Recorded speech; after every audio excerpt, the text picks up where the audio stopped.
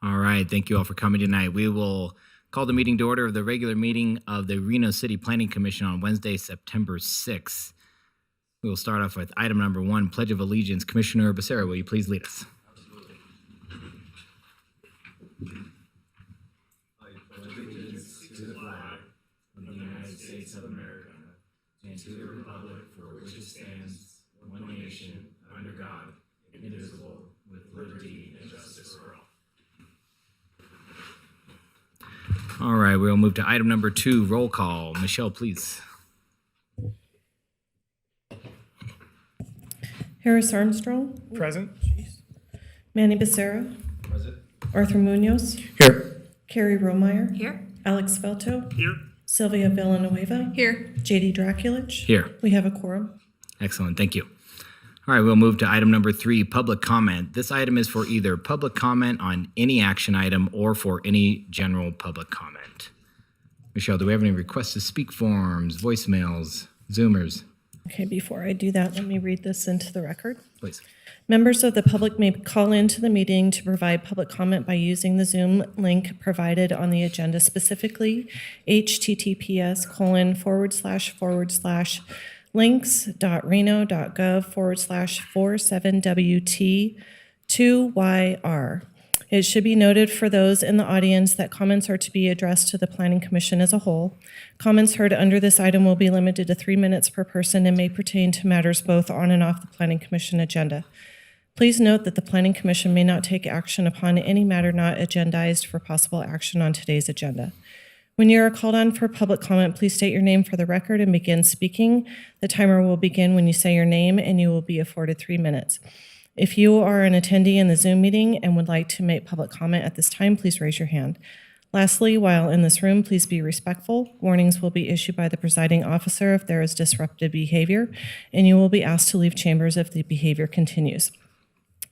With that, we did not receive any correspondence, no request to speak forms, and no voicemails. Thank you. Does anybody in the chambers wish to speak on general public comment? And I don't think we had anybody on Zoom either. Oh, okay, I'm sorry. Great, thanks. Seeing none in the room wishing to speak, we will close item number 3, public comment, and move to item number 4, approval of minutes for possible action. Item 4.1, looking for approval of Reno City Planning Commission regular meeting minutes of July 20th. Commissioner Belto, I'll move to approve. Sorry, Commissioner Munoz, I need to abstain.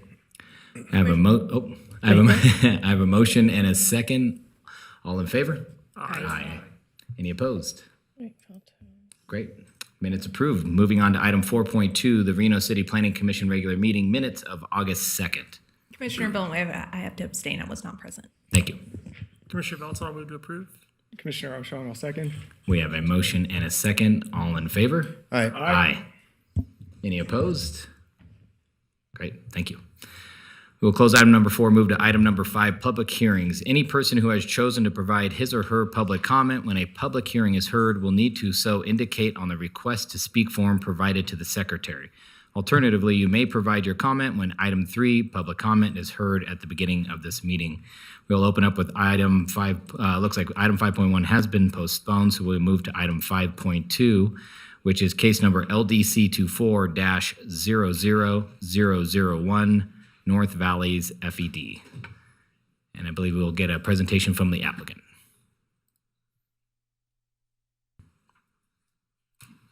Good evening, Mr. Chairman and Board. Is it on? I don't think so. There we go. Good evening, Mr. Boardman and Chair. Thank you, Commissioners, for being here today. My name is Anne Marie Lane. I'm a senior planner with DAL, and I am representing the applicant on the proposal that's before you today. I also have with me senior civil engineer for DAL, Salas Callahan, and he is available for questions at the end if you have more specifics in relation to engineering. Let's see. First timer. You can use the arrows on the keyboard. There you go. Perfect, thank you. So as the healthcare needs of our communities grow, Northern Nevada Health System continues to expand their services to our region. NNHS is recognized and honored by national, state, and local organizations for delivering high-quality care, pioneering innovation, and also for their commitment to our communities. With me today, I have representatives from NNHS. In attendance are Senior Vice President, Ms. Jamie Crane, and ER Director, Ms. Christine Strand, and Consultant, Ms. Faraza.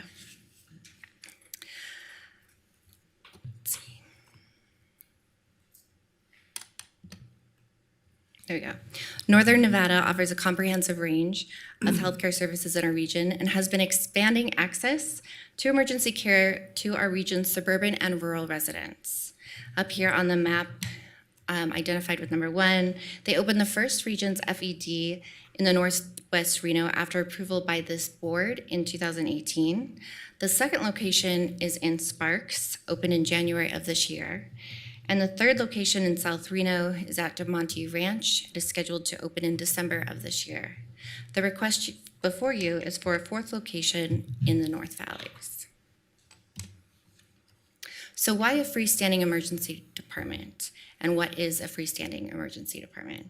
An FED is a facility that provides emergency care but is structurally separate from a hospital campus. Freestanding emergency departments are a growing trend in the healthcare industry as they reduce the overcrowding with traditional hospital-based emergency rooms and improve access to emergency care for our rural and suburban residents. Quick access to emergency care is especially important given the burden of existing emergency rooms and urgent care centers due to our region's growth. The proposed facility will operate 24 hours a day, 7 days a week, and will have several treatment and examination rooms. Services that they offer include CT scans, x-rays, ultrasounds, and lab draws. The facility will be staffed by doctors, nurses, and lab technicians. Some of the conditions that they treat are chest pain, broken bones, minor lacerations, asthma, allergic reactions, flu, and other ailments. It is important to note that patients who need more serious care will be transported to the appropriate hospital facility, including Priority 1 and Priority 2 REMSA calls. The request before you is for a conditional use permit to allow 24 operation use, grading resulting in fields greater than 10 feet in height, and non-residential development adjacent to residentially zoned property. A hydrology study, geotechnical evaluation, sewer study, traffic evaluation, lighting, and photometric analysis, and acoustical noise study were all prepared and evaluated as part of this request. All of those documents and report findings can be found on the City of Reno public meeting website. The purpose of today's presentation is to introduce you to the proposed project, identify areas that may be of concern to the surrounding community, and explain how the project proposes to mitigate those concerns. The project site is located west of the intersection between Sky Vista Parkway and Vista Knoll Parkway. It is located southwest of the Walmart off of Lemon Drive and west of the Smiths off of Lemon Drive. It is bordered by Sky Vista Parkway to the north and US 395 to the south. The site totals approximately 7.2 acres, with approximately 2.6 acres of the proposed disturbance for the FED project. So the remaining of the site will be mass graded as part of this project. In the future, the remainder of the site is expected to be developed for commercial uses. That commercial development would be regulated by the allowed uses in the general commercial zoning district. The 24-hour use request is specific to the FED site only. Any future development that is wanting or requesting 24-hour use would require approval by this board. The subject site is located in the general commercial zoning district. It is surrounded by general commercial zoning to the north and east, multifamily to the west, and industrial commercial to the south. Surrounding uses of the site, we've got a commercial development west. Some of the businesses that are located there are Smith's, AT&T, Bank of America, Jack in the Box, Papa Murphy's. Just north of Sky Vista Parkway, we've got a Walmart Supercenter, Verizon, Wingstop, and other personal facilities and retail facilities. The proposed residential use north of the subject site. The Ridge Park Townhomes are currently under construction for mass grading only and located within the general commercial zoning district. The proposed residential use west of the subject site, the Sky Vista Parkway Apartments, have been mass graded. The proposed uses on the 2 vacant parcels adjacent to the east of the subject property are for a car wash and fast food establishments. Located centrally within this parcel is an existing drainage way. Existing culverts will be extended to allow buried conveyance through the parcel. The existing drainage way on the west end of the parcel will remain largely undisturbed.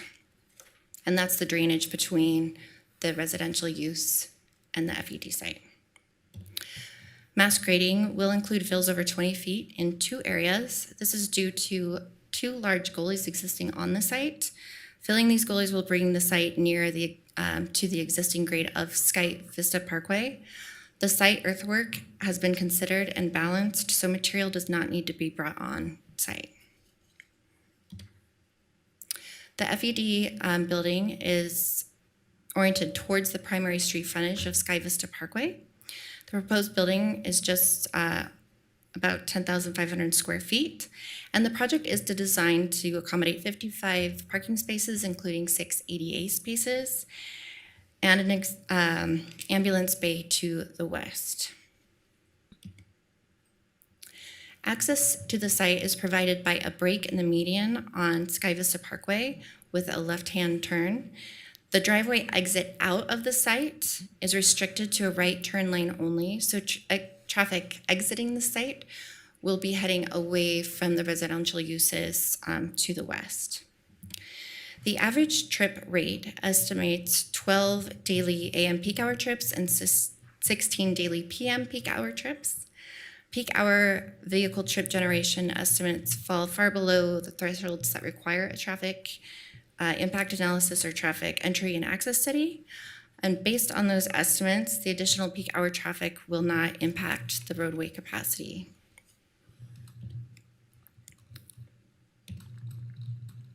So noise.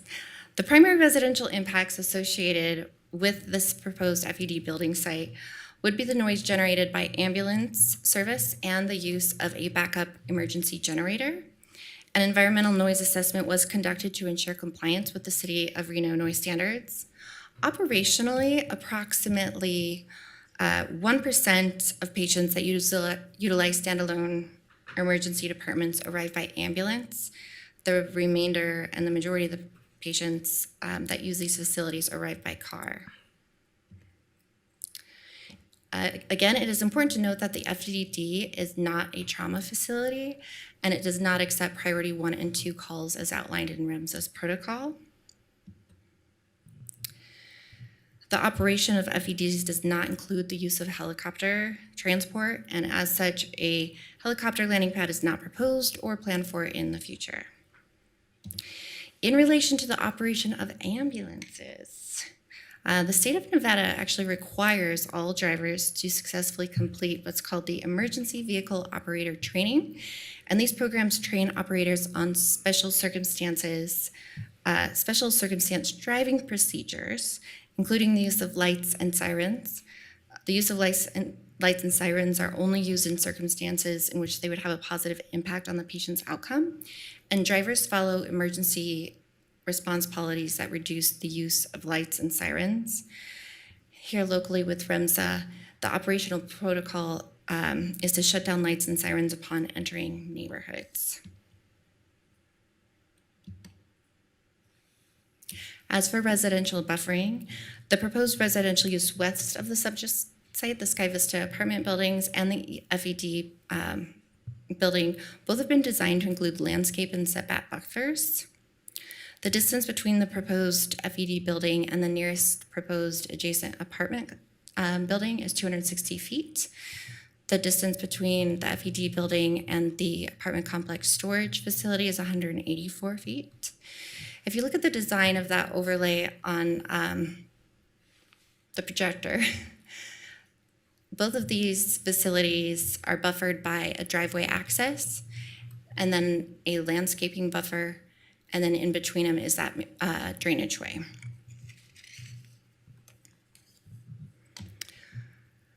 The proposed project does orient parking away from the residential use. The only parking that faces the residential to the west are located on the opposite side of the FED building so that the lights will be blocked from the residential use.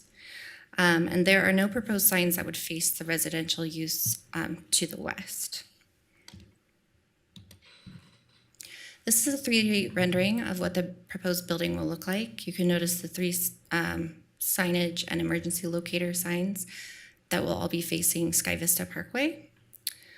The entrance canopy is designed to engage the entry vestibule, and the building is designed to have variation in its design so that residents looking towards the building from the west aren't looking at a blank wall. The applicant has reviewed the proposed conditions of approval from staff and is in agreement with staff's recommendations with the exception of condition number 6. The applicant requested staff to reconsider condition number 6 that prohibited the proposed ambulance sign on the south building elevation. The applicant reevaluated the purpose and intent of that sign and concluded that the proposed sign should read emergency instead of ambulance. So this is what the south-facing sign would look like, and it would face US 395. This emergency provider locator sign is critical to the facility and emergency operations of the North Valleys FED. In the event of a broad emergency disaster or even single incident, rapid identification of emergency service providers is essential. The elevation difference between the freeway and the project site is approximately 14 to 20 feet. And so that will allow the proposed south-facing sign to be seen from people on the highway, but the highway sits up high enough that it will block any uses south of the highway. Also of note is that the applicant has stated that the customer feedback from the North McCarran FED site identifies the need for improved location signs.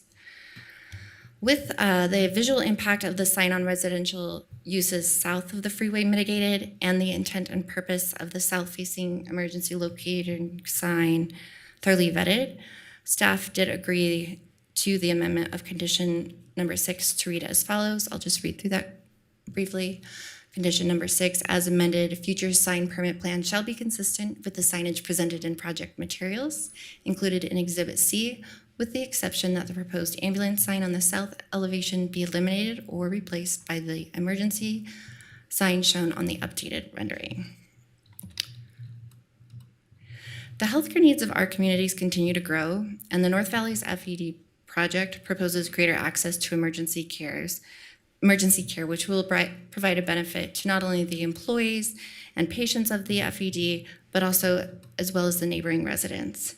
Providing localized access to emergency care will improve both the safety and quality of life for neighborhood residents.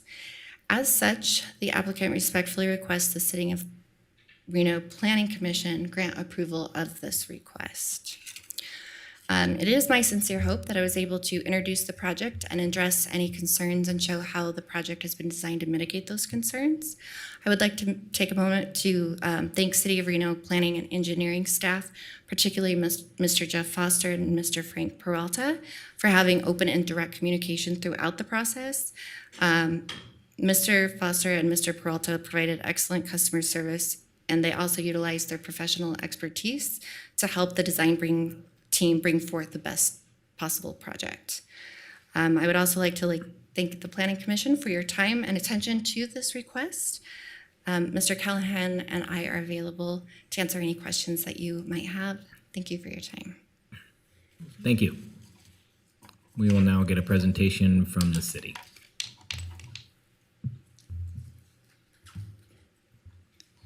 So no pointer now, just the keyboard?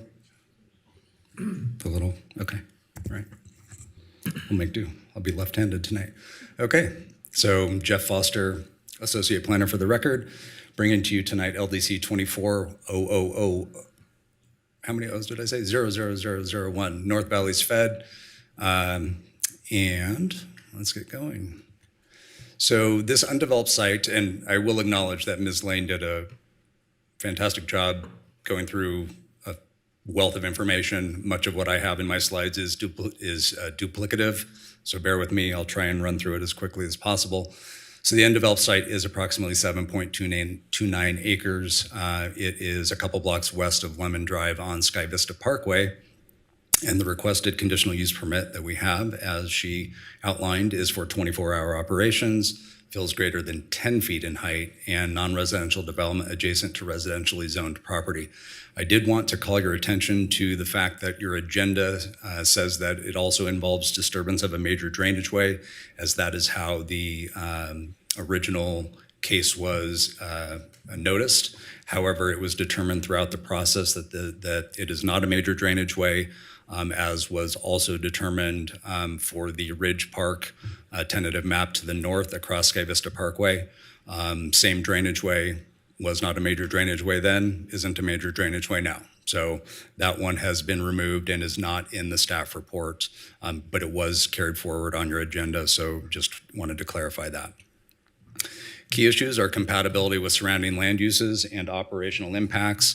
As we zoom in here a little bit closer, I did want to point out that we do have single-family residences that are in the county to the south. You've got general commercial to the east, the multifamily project to the west, and the single-family townhome project to the north across Sky Vista Parkway. So the zoning is general commercial. The master plan is suburban and mixed use, and these are a few policies and goals that the project lines up with.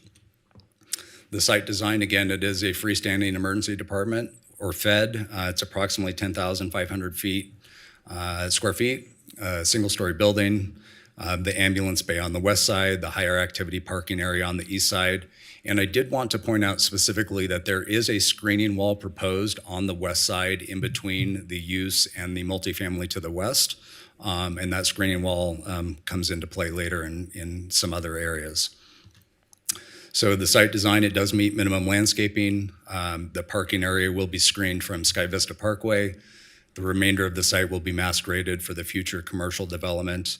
And there are the two areas where the fill would be greater than 10 feet in height, primarily in the central portion of the site within the drainage area, and it's necessary for a more consistent grade across the site. As far as compatibility with surrounding land uses goes, the future single-family residences to the north are separated by Sky Vista Parkway, which is in the process of being widened from 2 to 4 lanes. The commercial adjacent to the commercial portion is adjacent to a proposed commercial to the east. The existing single-family residences to the south are separated by Highway 395. And the future multifamily project to the west has the landscape and setback buffers, and again, that screening wall proposed under the current application. Staff did include allowable hours and days and hours of construction in condition number 5 due to the residential adjacency. As far as operational impacts go, the project will not create greater than 0.5 foot candle of spillover light at the adjacent residential property line. That comes straight from code as far as residential adjacency. As Ms. Lane pointed out, there's approximately 260 feet between the proposed Fed building and the nearest multifamily building. It's a substantial distance.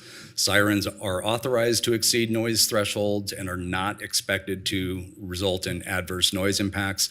That's primarily because the sirens are already there. They're already traveling on Sky Vista. They're not expected to really be too many more. The distance, et cetera, it's all in the noise study. But again, not expected to have adverse noise impacts. Even if they were expected to have adverse noise impacts, they're allowed to do so. So there's essentially nothing we can do about that. And the noise study did recommend a sound attenuation measure for the emergency generator on the south side of the project, and that's outlined in the blue area on the screen, the little blue wall. That will keep the noise enclosed in that area, as well as a type 2 sound attenuation enclosure around the generator itself, and that's in condition number 8. Here are the recommended findings. Staff can make all the recommended findings, and here's the recommended motion, and I'm available for questions. Thank you very much. We will start off with disclosures from the commissioners. Commissioner Villanueva, can you start us off, please? I'm familiar with the site. Commissioner Munoz, this is in my ward. I also had a short presentation from the applicant's representative, and I don't think I saw any emails about this. Commissioner Armstrong, I spoke with the applicant's representative, saw the same presentation, and I'm familiar with the site.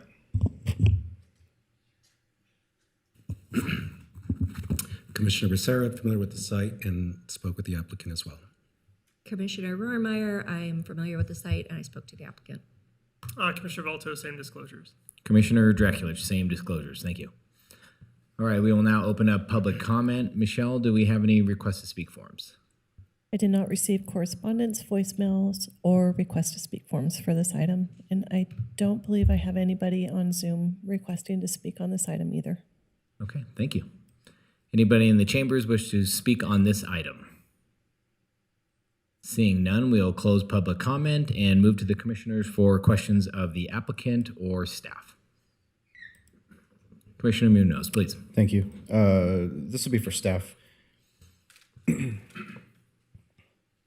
Thank you. The only thing I have or that I'm concerned with, and I'm hoping you can quell that, is what are the, we keep hearing that it's greater than 10 feet for the fills. What are the actual numbers for the fills? Because I know it's a very large drainage ditch there. Let's see if that number, and the engineer is here, Silas Callahan, so he can probably speak to that. Did that make it onto one of my slides? I think it was on one of your slides, but do you want to? Exhibit E. Yeah. Is it okay if the applicant's representative? Please, yes, okay. thank you. Silas Callahan for the record. The two fills are 25 and 27 feet. Okay, please, go ahead. Do you have anything else? Nope, that's it. Okay, is there any concerns whatsoever with how that's going to impact the roadway, how that drains into, because I know obviously this area is one that drains directly into Swan Lake there. Is there any concerns with the drainage, because this comes from Peavine under the freeway, I think there's a very large culvert, or I'm Right. not sure what it's called there. Right. That, I'm assuming that culvert or that drainage system is going to be continued underneath at level there. So there's no pump station or anything. It's going to be a gravity fed drainage across the roadway to the north of Walmart and then down towards Swan Lake. Is that correct? Yes. Yeah. Silas, you may want to speak more, but staff felt that overall it was actually an improvement to the existing condition. If you look at I don't remember if you were on the site or not, but the existing condition is you've got a culvert coming out from underneath 395 and just pouring into, Yes. a gully, erosion, things like that. So by not channeling it, but putting it in a culvert and properly containing everything, the flows and whatnot, I think staff believes it's actually an improvement to the existing conditions. Okay, and city agrees with that? Yeah. Okay, great, thank you.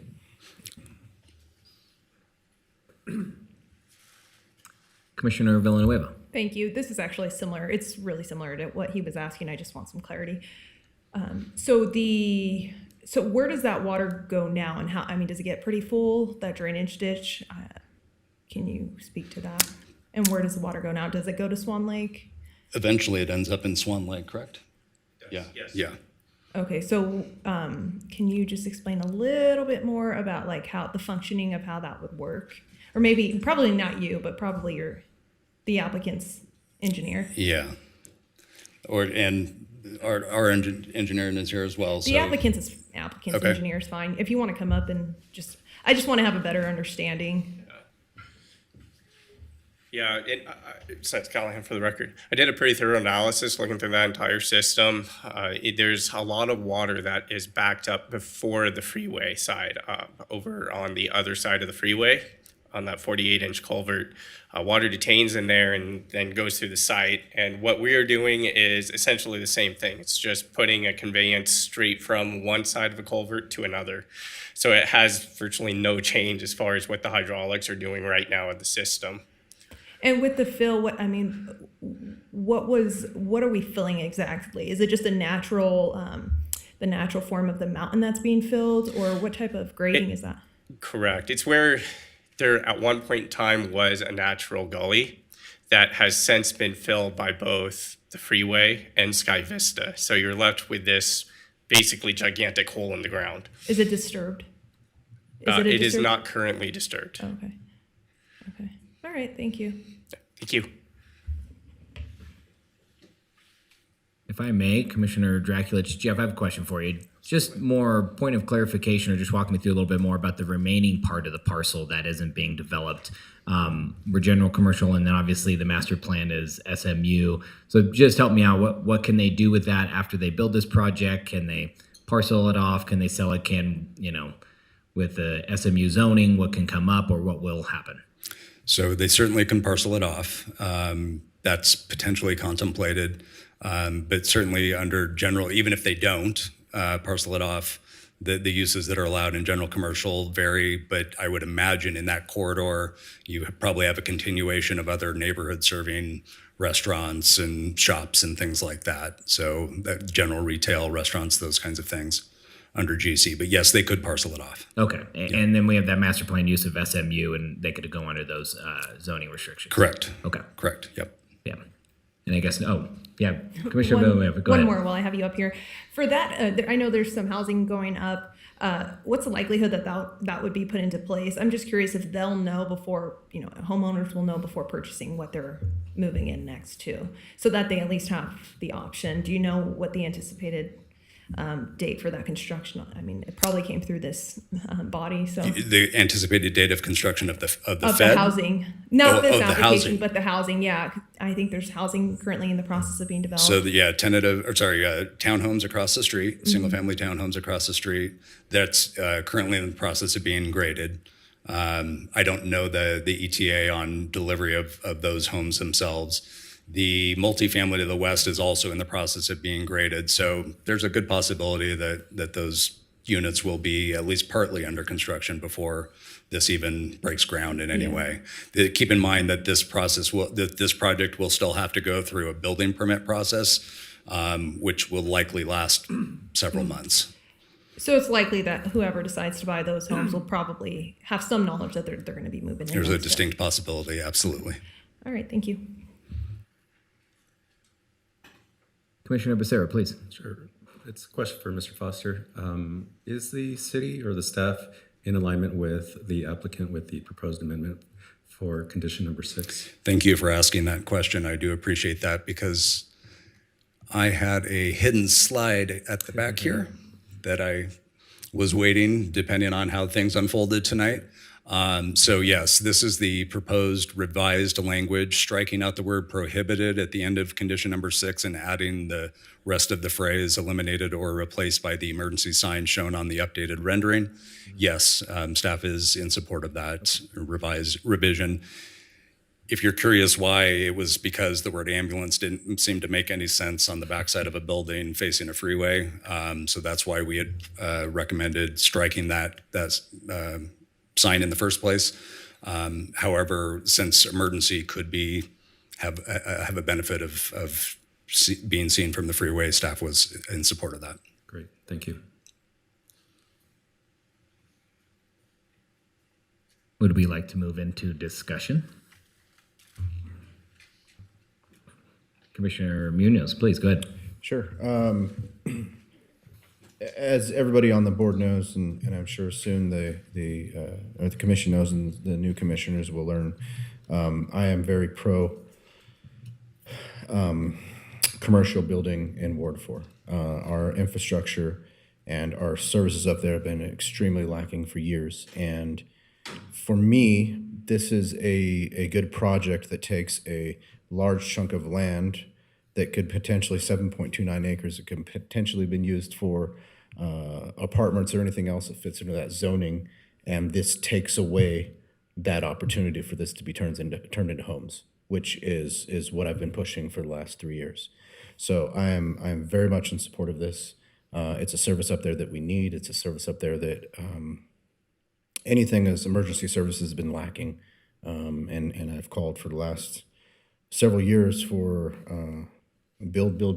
Anything that helps the infrastructure, anything that helps the people that live up there not have to travel into the main area of Reno, and that we can do business up there in Ward 4 is something that I'll all in favor of and looking forward to. So that's how I feel about it. Commissioner Dracula, yeah, Commissioner Munoz, I read this and thought immediately about you and pretty much everything you said, and it looks like it's a project that's going to serve this community at a higher level and different from housing. So, yeah, everything you just said, I have the same thoughts, and, being with you up here for the past couple of years. So, Commissioner Velto. Yeah, Commissioner Velto, I absolutely agree with everything that's been said. I look at this very similarly to some of the ER off McCarran. Very similar building, very similar proximity to other houses. It seems like it fits and it serves a good purpose in that area. I'm glad that it'll serve a good purpose in Commissioner Munoz's ward. And with that, I'm happy to make a motion. Please do. Scroll up to the... in the matter of case number LDC 24-00001, North Valley's FED, based upon compliance with the applicable findings, I move to approve the conditional use permit subject to the conditions listed in the staff report, including the amendment agreed upon between the parties, and I can make all the findings. We have a motion. Commissioner Becerra, second. All right, we have a motion and a second. Any further discussion? All right, all in favor? Aye. Aye. Any opposed? Seeing none, motion passes. Good luck with your project. Thank you.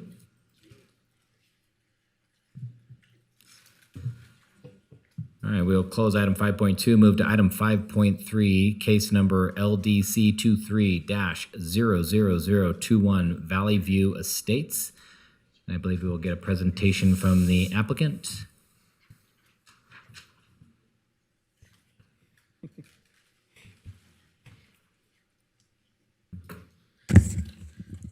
Thank you, Mr. Chair. Can you guys hear me okay? Yes. Yep. We're good? John Krompatic. I'm with KLS Planning, representing the applicants, co-applicants this evening. One parcel owner, Chris Tormey. The other is Chico McCauley on behalf of the McCauley Family Trust. I think most of you are familiar with this location, the Canyons. PUD has been through here for the last several years, an amendment to it, so we have a good orientation to it. Basically just to the east of Damonte Ranch High School and adjacent to the Palisades project on the east side of the valley. Here is the current master plan. Notice the site as noted as UT. Staff will drill into this in more detail. There's the proposed master plan. What I think jumps out in this map is that you can see a lot more green. It makes sense that intuitively we're into the more constrained land on the east side of the town, on the above the valley floor, and you see mostly green because of the topography up there and other topographic features. So there is UT, there's the 17 acres as proposed of single family in the master plan.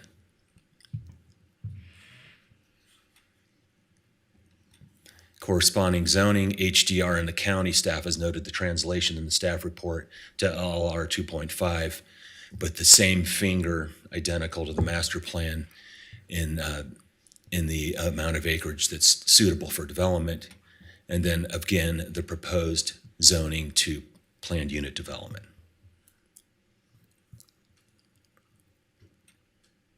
This is probably the most significant map that I would share with you this evening in my view, because what it tells me, we spent some time pulling all the project footprints together on the kind of end of this part of town. And you look at the canyons and then the canyon's edge. Canyons in the red, Canyon's edge became an annexation to Canyon's PUD. Open space to the east, again, where there's that more severe slope. And then the Valley View footprint we show in blue, again, 8% open space. and then the blue is the area suitable for development, and then DP2, which again came to this commission and city council about a year ago. Then you also see here the backbone circulation for this project, DP2, Canyons, and Canyons Edge. You can kind of see how it all fits together, and it speaks to the remaining land in this part of town.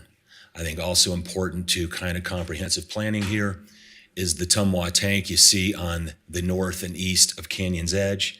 That tank has been sized and engineered to accommodate all of this development. So everybody gets a fair share portion of the tank is needed to serve these projects.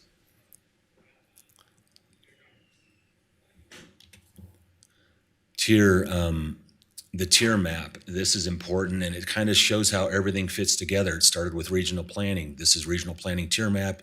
You see in blue, this site is tier 2, which allows for the development as proposed. Tier 3 is adjacent to the east, and then further up the way to the east, again, where there's more strict topography.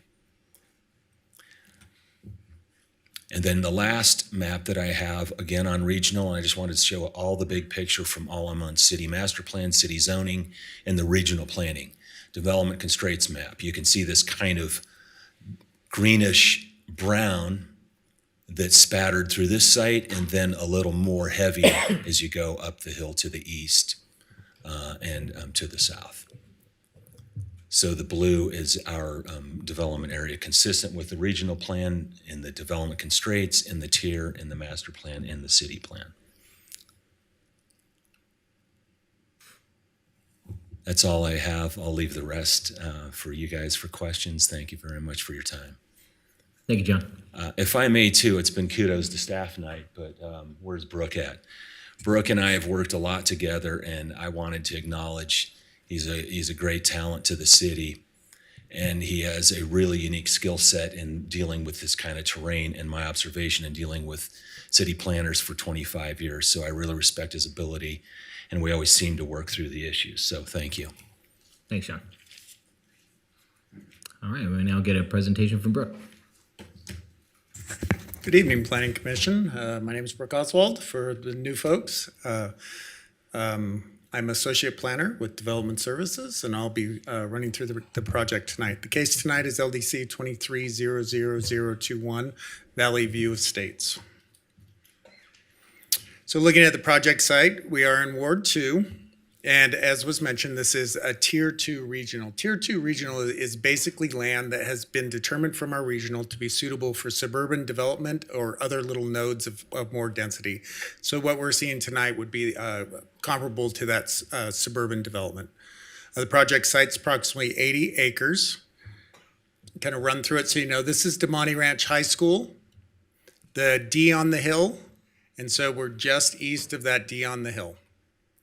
What I've just brought in there is the Canyons PUD, which is important to the discussion tonight because the PUD handbook that we'll be looking at is based on that previous approved handbook. We are looking at master plan amendment, zoning map amendment. In addition, there's an associated annexation. The property is currently, or properties are not currently in the city of Reno. Those will need to be annexed. That is a motion that goes by the city council, but just to make you aware of that.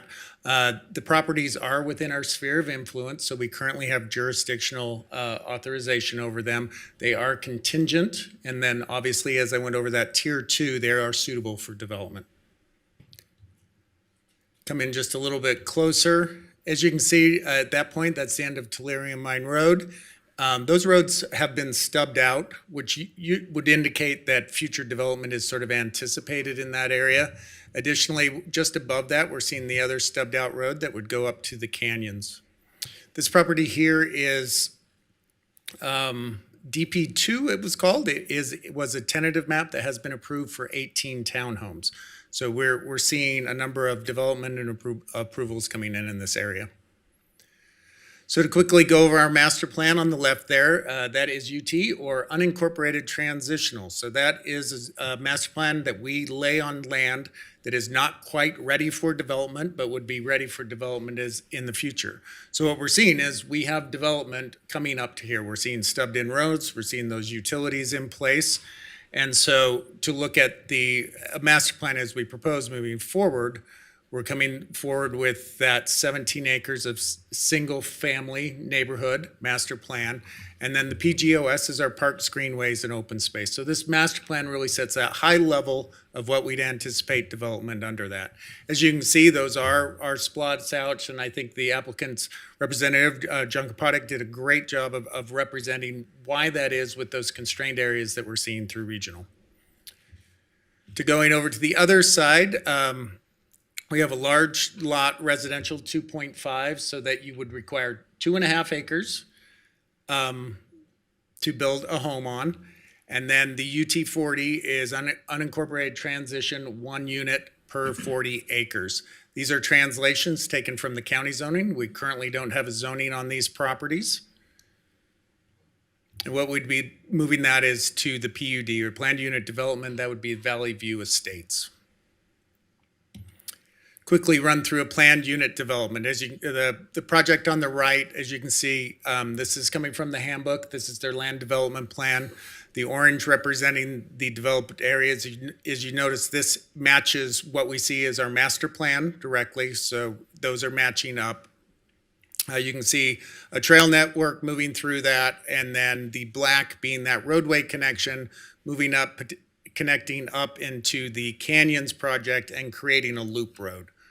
When you're looking at planned unit development, we really want to implement that master plan. That zoning needs to be in line and conforming with that master plan. We want to encourage flexibility of that development of land. This is constrained land, but there are unique opportunities for development on here. We want to look at appropriate and compatible uses. As I noted before, this PUD handbook was based on the Canyons handbook. So there's a consistency across how they are going to approach trail networks, architecture, deal with the natural resources. And then the other big thing that we have up there is feral horses, or the Virginia range. I'll go in a little bit more in a minute. We want to improve the design. We're looking to facilitate provision of services and utilities. As I stated, this is based on the Canyons. We have the water tank, which will provide that water. We have those stubbed out roads and that extension of that circulation access points and other utilities. And then finally, we're looking at preserving the natural and scenic features of the open areas. This is a very unique area where we're starting to see those rock cliffs directly to the east of this, some larger major drainage ways, and other natural features here that they've really outlined to preserve through that parks, greenways, and open space. So with the Valley View Estates, it's promoting that responsible hillside development. We are becoming restricted on our land, and we're seeing more and more of this hillside development, foothill development. This handbook sets sort of a framework to do that properly. It's providing those recreational opportunities. So that does go into that park, greenways, and open space. But what we'd anticipate, we'll see a tentative map would come forward before this planning commission to develop those 39 homes that they're proposing on this 80 acres. That tentative map, we would apply conditions that would deed restrict that park, greenways, and open space, and then also provide public access to that. So right now, where it's private property, even though people are using that, they do have the right within their property rights to restrict that access. This would now provide that recreation to the public of having public access up through those trail systems and open space. We're seeing enhanced architectural requirements. Those come in some of the design requirements we're looking at, and we're also looking at hillside adaptable architecture, what we anticipate. So those are the step out basements or other things that starts to reduce overall grading impacts on that. Feral horses, one of my favorite topics. This has enhanced feral horses and mitigation measures. So what we're looking at is coming in with a fence line. And looking at this PUD and setting this up as a PUD, we're able to outline where the fences are going to be, and then how those will connect to the other fences. Because you can build a fence, but it means nothing if it doesn't connect to the end of the fence anyway, somewhere else. Additionally, we have some different gates allowing pedestrians through safely while restricting horses. Some other gates for the horse advocates. If we do get horses in our neighborhood, they are able to move those horses back up through there and get them on the Virginia range safely. And then any points that we have to preserve access to those other properties, we'd have associated cattle guards and safety gates there. We are on the wildland interface, which has enhanced fire standards that we're going to see. Those are outlined in that handbook, further outlining those and having some additional considerations as we look at that.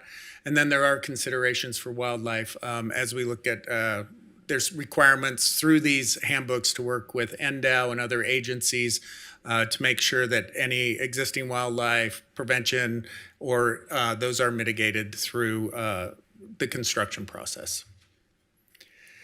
And this is where this is important. This is looking at that Canyons PUD. As you can see, these two PUDs really work together, and we've maintained consistency in design and other standards between those. We'd anticipate they would be developing in close periods of time to each other as they move forward.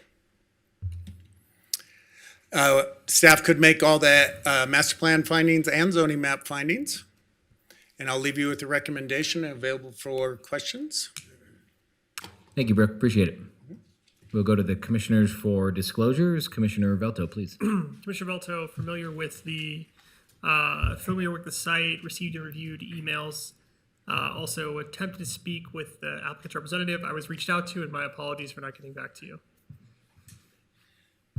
Commissioner Rohrmeyer, familiar with the parcels and spoke to the applicant and the city. Commissioner Becerra, familiar with the site and spoke with the applicant's representative.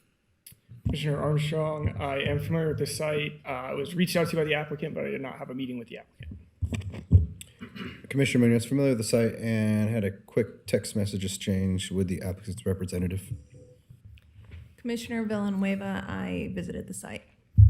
Commissioner Draculich, I'm familiar with the site, and the applicant reached out via text and read and received emails. All right, thank you, guys. Okay, we will now open it up to public comment. Michelle, any requests to speak forms tonight? I did not receive any requests to speak forms, voicemails, or correspondence. All right, thank you. Anybody in the chambers wish to speak on this item? Oh, ma'am, please, if you can come up, go to the mic, announce your name. You'll have 3 minutes, but please go to Michelle and, oh, you have a request to speak form. Okay, great. Yeah, that's fine. He's tall. Hi, my name is Catherine Tolles. I live down in the Damonte Ranch area. I'm representing myself, my husband. We live there. And it is a beautiful area, as you all know, and I appreciate your time to let me speak. I know development is going to happen, and it always continues to happen, and I'm not looking here to stop it. One of my concerns is the feral horses. When you look at the map as to where they're going to start building, it's immediately next to the tank, and that area is a diversionary feeding area for the horses. During the wintertime, there are an excess of 80 horses over there. I live over in that area. I see them. They survive there. That diversionary feeding really helps them. And I'm concerned what this will do to them when you've got housing immediately on top of their area. Now, I don't know if there's other options.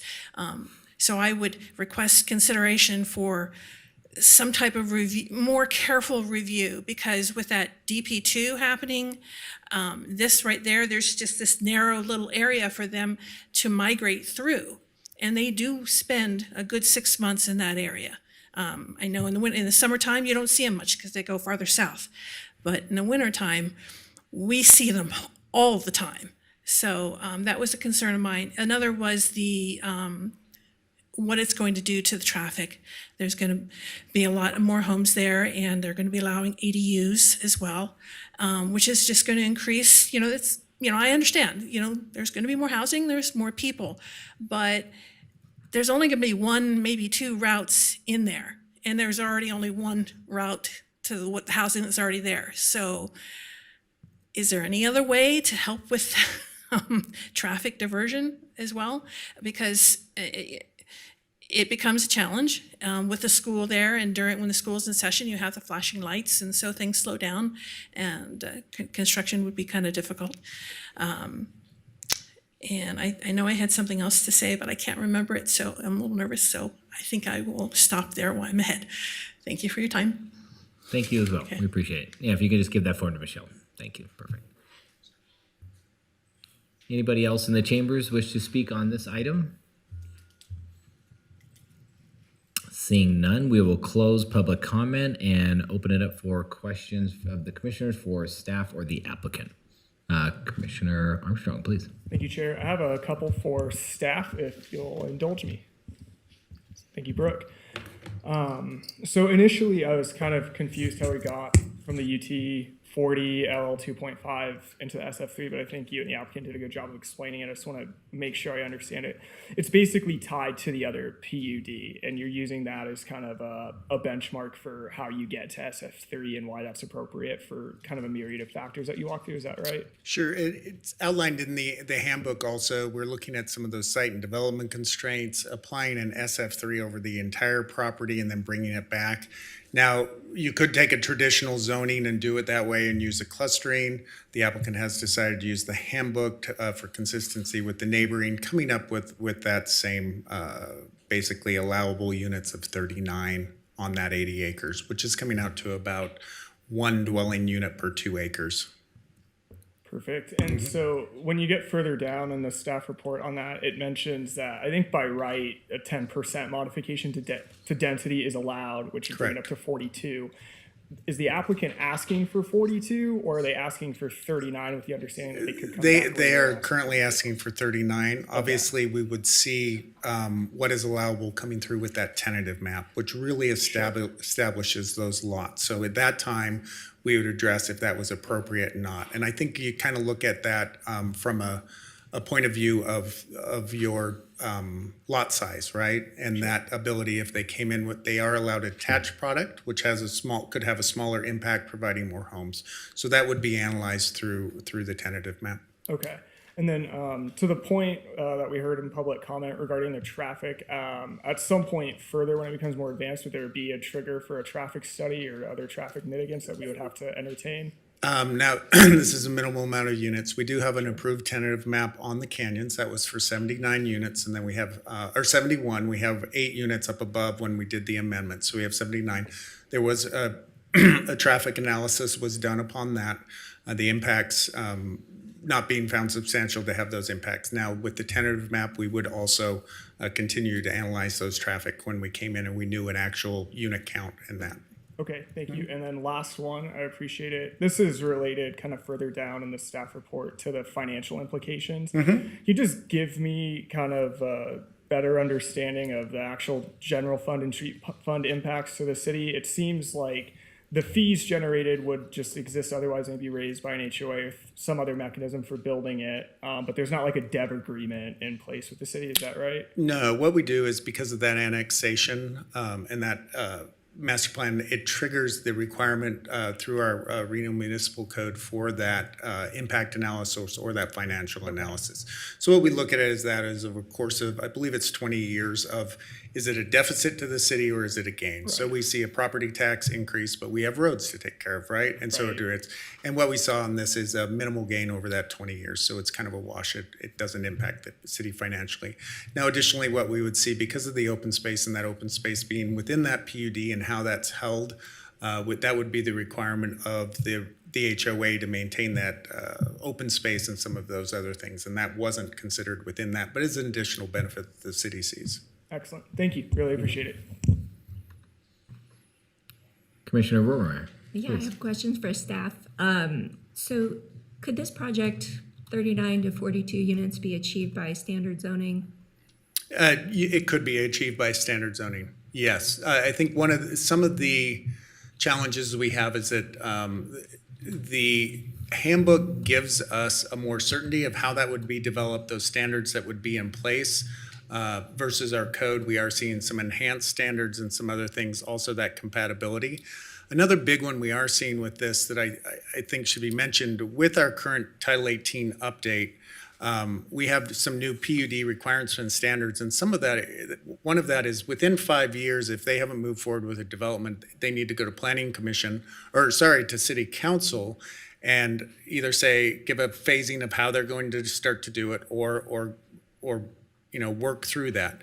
Now, council gets that opportunity to review. That wouldn't happen with standard zoning. So what is interesting in this is that we are anticipating, we've set the standards, and now they're kind of on a timeline to get that and have to work with council to make sure that we get development coming in on that. Very good. I have a question for Mr. Kompotek.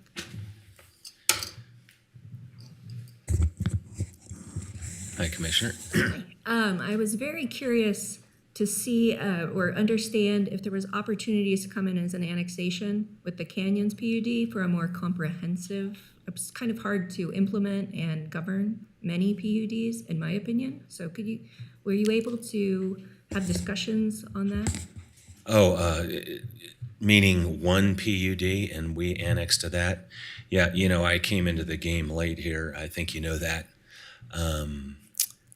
I understand without knowing a lot of detail, to be open as I know it, that they tried to get together. It didn't work out. And so these two gentlemen with their 40-acre parcels each said, let's go form our own PUD. Obviously reflects very much, as staff pointed out, the nuts and bolts of the PUD to the north, the Canyons PUD. So there's a lot of overlap and a lot of marrying up, certainly on the infrastructure, on the horses, on the trails, and open space management, and then everything else that goes with the PUD.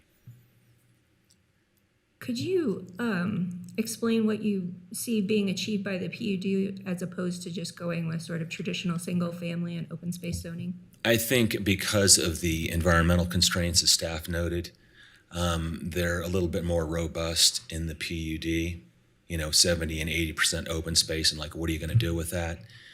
The WUI standards that are pretty robust in the PUD, the phasing of infrastructure, the management of the trails in the open space, those are kind of things that were a little bit heavier addressed in the PUD's hillside development architecture. That's another thing that Brooke pointed out. And so,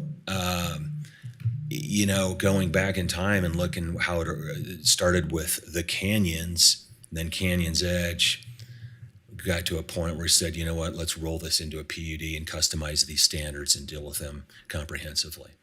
And we're a reflection of that. Okay, and I just have one more question for staff. Of course. Thank you. The handbook mentions housing affordability, which was interesting to read. Is there a split, or how is that calculated between what gets credit for the ADU and what gets credit for the Affordable Housing Fund? How is that determined? Brooke Oswald, for the record. So where we don't know what's going to be built yet is the ADUs. What we have, we do not allow ADUs within the city as a whole. We do see them in certain PUDs and certain areas that we have allowed. So by allowing the ADUs in this, it allows an alternative form of housing to be established. Will that be established, or how that will be established, that's yet to be determined, and is really becomes down to the property owner and is not something the city can necessarily regulate. Where we do have more ability is through that agreement, which is an affordable housing donation agreement. Now, we have seen this on a number of projects, starting on the Daybreak, which is now the Talus Valley project, and through some of our other PUDs.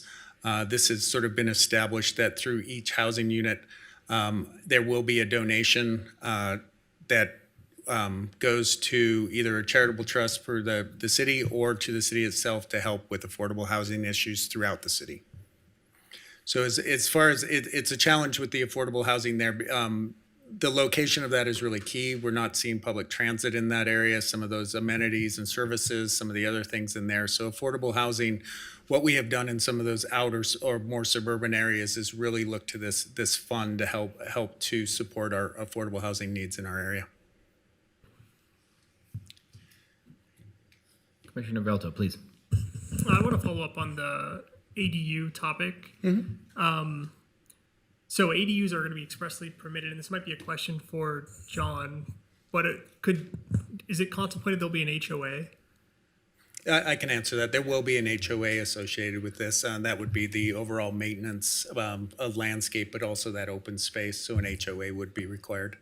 Is there any ability to ensure that the ADUs could be used, like aren't just separate dwelling units that are just used by the homeowners for someone to stay at their house? Like it seems like if we're putting it under a section under affordable housing, we'd want to make it so the ADUs could be rented out.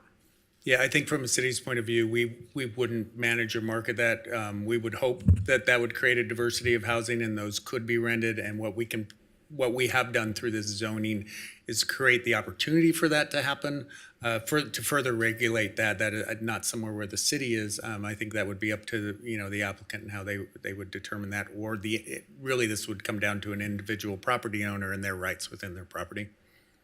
John, do you have any thoughts on that? We're not that far down the road on design, right?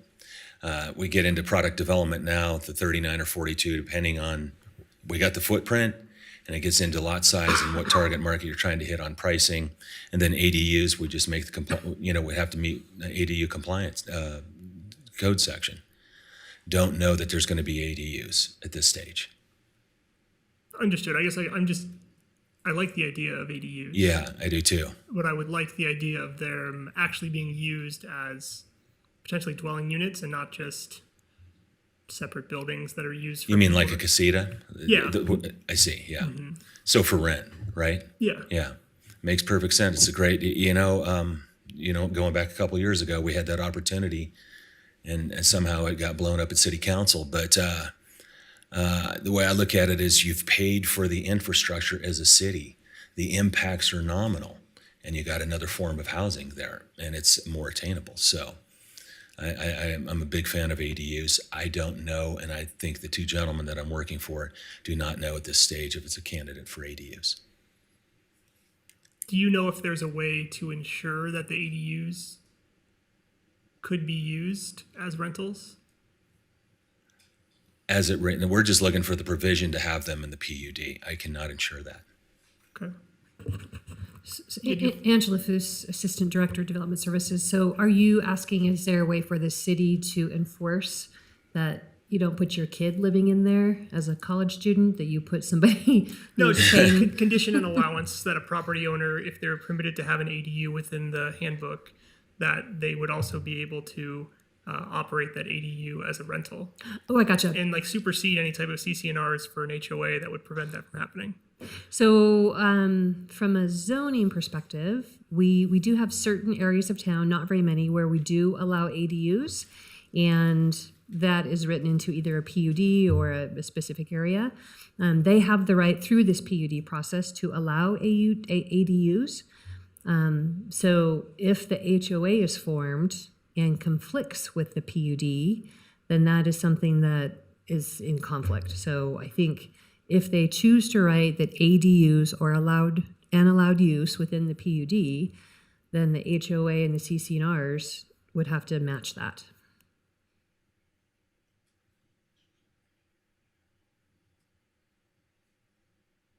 So sorry to harp on this. I guess I'm trying to see if it's possible to ensure that ADUs are used as I view ADUs, and I think that people think of them not just casitas. I think as it being an allowed use, the opportunity is there, and that opportunity would be for them to rent those as an ADU. That would come down to the individual property owner, but it is an allowed use. And so as an ADU, that gives them the right to rent that as a separate dwelling unit. Does that help kind of answer? It does, but I guess I'd be concerned that ADUs are permitted, then an HOA pops up and the HOA says you can't rent out your ADUs, but ADUs are still permitted, so there's no conflict with the PUD. I think what we would be looking through is those CC&Rs as we saw that come in the formation of that, and the city would be reviewing those and making sure they're not in conflict with the handbook as prescribed. Perfect. Thank you. Mm-hmm. Looks like you got your answer. Yeah, Good job. thanks All right. for working with me on that. Appreciate it. We got there. Yeah. Commissioner Villanueva, please. Thank you. So I know we're still in the very, very, very, very early stages. There's no design in place. So I'm going to ask some just early stage questions. Are there any prominent and this is for whoever wants to answer it, the applicant or city. Are there any prominent ridge lines here that we need to be, and what's a prominent ridge line defined as? Yeah, so we have a prominent ridgeline map. None were identified on these two properties specifically, but there are very notable rock formations and rock outcroppings just to the east of this. We really start to see more of a cliff as we go up that major canyonway. And there on this particular site, we're not identifying any major ridge lines on that. Okay, and then what would you consider as I think we're looking at foothill neighborhoods. Would this be deemed a foothill neighborhood? This but would then be. This is a PUD, so I guess that doesn't really. It's still in our master plan. So we have our master plan, and that proposed master plan would be single family neighborhood and park screen and open space. But we also have a structure plan. And so when we talk about a foothill neighborhood, that comes into our structure plan. And what we're looking at is really, it's a little bit more fine tooth of saying the structure of this area. So you'll see sort of those downtown area ways, you'll see our corridors, but this would be considered a foothill neighborhood. So what would you consider here as meeting, like the network connections? How would you describe that here? I think one of the big things we're seeing is that continuation of some of the existing and establishing new trail networks through it. Is that what, as far as the neighborhood and the connectivity, we're looking at things that reduce overall grading impacts in that area. So some of that hillside adaptable architecture, those smaller footprints, some of those other things that we're allowing through here that are in support of that foothill neighborhood structure plan. Do you happen to have any, maybe you or the applicant, GIS mapping? I'd like to see the drainage, and because I did visit the site and there it is. I can super identify where the major drainage is on that. I don't have a GIS necessarily, but if we can see the two project sites here. If you can see between the red, you have the green area that comes up through there. That is a major drainage way. We are seeing the purple and the orange village, right where the canyons and the Valley View come together there. That drainage way runs up through there, but we have major drainage way standards. And so when we came in that time of the tentative map, we would if they are impacting that in any way, per our standards, that would require what we have, that major site plan review for a disturbance of a major drainage way.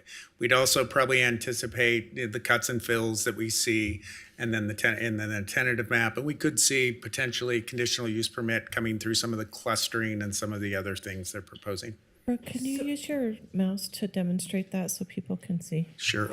Let's see if I can get it. So this is the green area. It comes up through here. It's kind of established with major drainage. We are seeing the two villages here. That drainage does go up through there, but as I stated, even though we're not seeing that as an open space, that area is, as you can see, I think the main reason that's connecting is you can see we have the roadway coming through there, which would trigger that review of that major drainage way and how that will be disturbed. Okay, just two more questions. What was I gonna say? What do you anticipate the cuts and fills to be? It's really hard to say at this point without seeing a development plan or a tentative map. I would anticipate, just because of slopes and some of the roadways and things they're going to have, that we would trigger that cuts and fills 10 feet and 20 feet that is pretty standard that comes before this body. And then if this were to not get annexed, I mean, it doesn't matter what we do here anyways, it may or may not get annexed. But what would Washoe County, is this something that they would ever even develop or? The applicant has the right to develop it under Washoe County. I think what they would be looking for, and we're going to provide services, the roadways, utilities, our sewer. So we would require them to annex if they're going to come into the city and, be part of the city and taxed accordingly and everything like that to pay for those services. To use those services. All right, thank you. Commissioner Becerra, please. Thank you, Chair. Mr. Oswald, a couple questions. First, Ms. Tolles, thank you for coming up and sharing your feedback and concerns. To the public comment, I know that Commissioner Armstrong had already brought up the traffic diversion point, but there was a concern about the horse access to water during the winter. Has there been consideration? on that? Sure. The feral horse issue in the Virginia ranges is something I've worked on over several years and worked on across this sort of the foothill development here. And as we've moved, we've really developed some standards and how we're approaching this. One, we are looking at that fencing. Now, we do have a diversionary feeding area. These horses are managed through the Nevada Department of Agriculture, and they're under their control. So they set the standards of that diversionary feeding in those areas. They have specific areas they can feed there, and those have to be currently working with them. They like to see those a half a mile away from development. So we'd anticipate, now that we've seen development up there, that we would see that diversionary feeding area being moved to a more appropriate place away from development. Additionally, one of the great things that's happening is they've actually hired 2 more people who will, with NDA, who will be working directly with the horse advocates to help address their concerns, working with them on these diversionary feedings, finding appropriate areas, and as they move through there. So there's a lot of positive things happening and a lot of support in making that whole structure work. We know how important it is, and then from our public safety of horses in our neighborhood and everything else, the fence becomes very important, and we're seeing the establishment of this fence through these developments. One of the other things that should be noticed, the ongoing maintenance and upkeep of those fence will be the requirement of the HOA. So now we're finding a funding source and something which helps the advocates even more. So they're not required to fix and maintain those. And we have entities that are maintaining those, and the advocates can work on their outreach, education, and some of the other important things they're working on. Great. Thank you, Mr. Oswald. On the note or topic of maintenance, my head's still a little fuzzy on the street fund impact. The report shows that over the course of 20 years, there'll be a deficit to the city of Reno for road maintenance or the street fund. Can you speak to that? So in this sort of is going to really, we'll look at this a lot more through the tentative map, because we would look at what roads are going to be dedicated and will be the responsibility. So a lot of times those are the backbone roads and some other roads. There may be other roads that we decide to maintain as private. This was looked at as, once we have a road they build the road, they install the infrastructure, it's dedicated to the city, and then we, in perpetuity, take care of that. So that's that upcoming road maintenance. They set together a schedule of how they're going to, and times that they will repair and fix those roads as necessary, and that becomes on our overall schedule. So yes, there becomes, roadway, at some point, it's going to flip to where those roadways are become a deficit at some point. Okay, so maybe a little naive here, but that wouldn't be something that would be covered by an HOA just as much as the fences would. Now, anytime once the road is dedicated and becomes a right-of-way, that is the city's responsibility. So any private roadway could be the responsibility of an HOA or another entity that they have to maintain and provide the safety on those roadways. Okay. Thank you. And just one more. On the open space, since one of Commissioner Velto's questions did trigger the HOA topic, is the open space available to the general public, or is it just to residents of the PUD? Yeah, and I mentioned that briefly. So what we would, right now, it will be open to the general public, and that will be through the tentative map. We will deed restrict and have conditions. So it'll actually be on the deed that we have a public access easement across that. That's in perpetuity. So the public will have proper access. The trails will be maintained, so they'll have safe access, and it will not be potentially trespassing anymore, because we do have that access easement over that. Great. Thanks, Mr. Oswald. I yield my time. Thank you. And welcome. Commissioner Munoz. Thank you. I think it's going to be for you, Brooke. I haven't seen you mention, I'm going through and looking this again to make sure I didn't miss it. Who are we consulting as far as the horses now? Let me word this correctly. The horses now impeding on the wildlife on the hillside, because they are being pushed up further and further each time we approve one of these. I saw a report last week about the mule deer population in Nevada, and the wild horse population in Nevada in the last 30 years has flip-flopped. So where it was, and I'll throw out a number here, 300,000 wild mule deer 30 years ago and 100,000 wild horses, that has now flip-flopped to 300,000 wild horses to 100,000 wild mule deer. And again, these are generalizations, but the potential damage I see done now that we're moving these horses further up into the Virginia highlands, and there is a lot of wildlife up there, that by us approving and continue to approve these projects that are moving up on the hillside are damaging our wildlife in Nevada, northern Nevada. Who are we consulting to make sure that this isn't going to waterfall into a situation we can no longer handle, or that it gets completely out of hand before it's too late? Sure. Staff works with the Nevada Department of Agriculture, who is the owner, basically the owner of those horses, the manager of those horses. There are some set plans of population up there. It's anticipated right now there are anywhere between 3,500 to 400 or 4,000 horses on the range up there. There's been some different studies of what is appropriate, and so what the advocates are working on through American Horse Association, I believe, they do the darting. So they're working at the depot at trying to reduce populations in a humane way through that aspect. Habitat is huge, and water on the range is huge. The other notable species up here who definitely sees competition from some of the larger horses and some of is the bighorn sheep. So we have those and that habitat.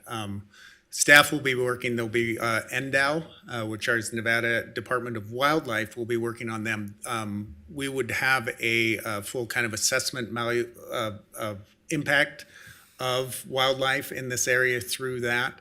I would anticipate they would start to look at potential horse impacts as we're moving or maybe redirecting some of these horses.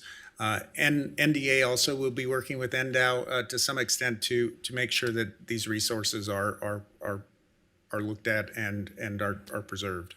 Okay, so thank you for that. Just for clarification, so before a tentative map is approved for this, that is something that will be brought before this board that we can actually have a look at before we make a determination, or? What I'd anticipate is that would be conditioned through the tentative map, that would be required prior to the approval of a final map, is when we'd anticipate that wildlife maintenance manual or wildlife overall assessment. Yeah. Thank you.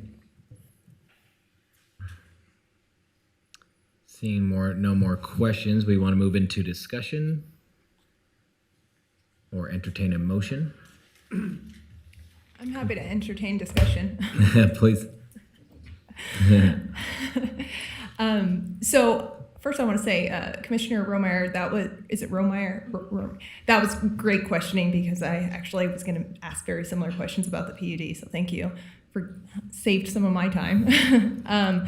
So we're in the very early stages. Obviously, we don't know whether this is going to get annexed or not get annexed. It's probably, going to get annexed, but I think I just don't see that this is an area that we need to be developing for, multiple reasons.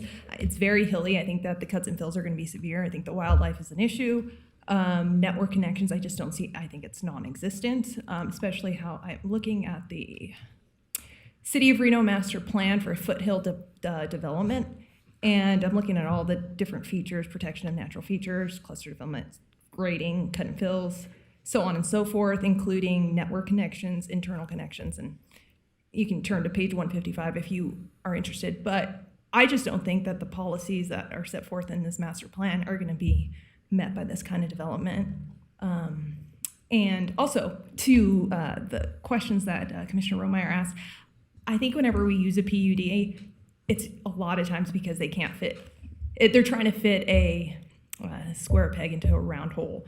Sometimes it's actually really beneficial to a community. In this case, I don't think that's, I just don't think that's the case here. So I'm going to be a no on this. Thank you. Thank you. Commissioner Velto first, and then we'll go.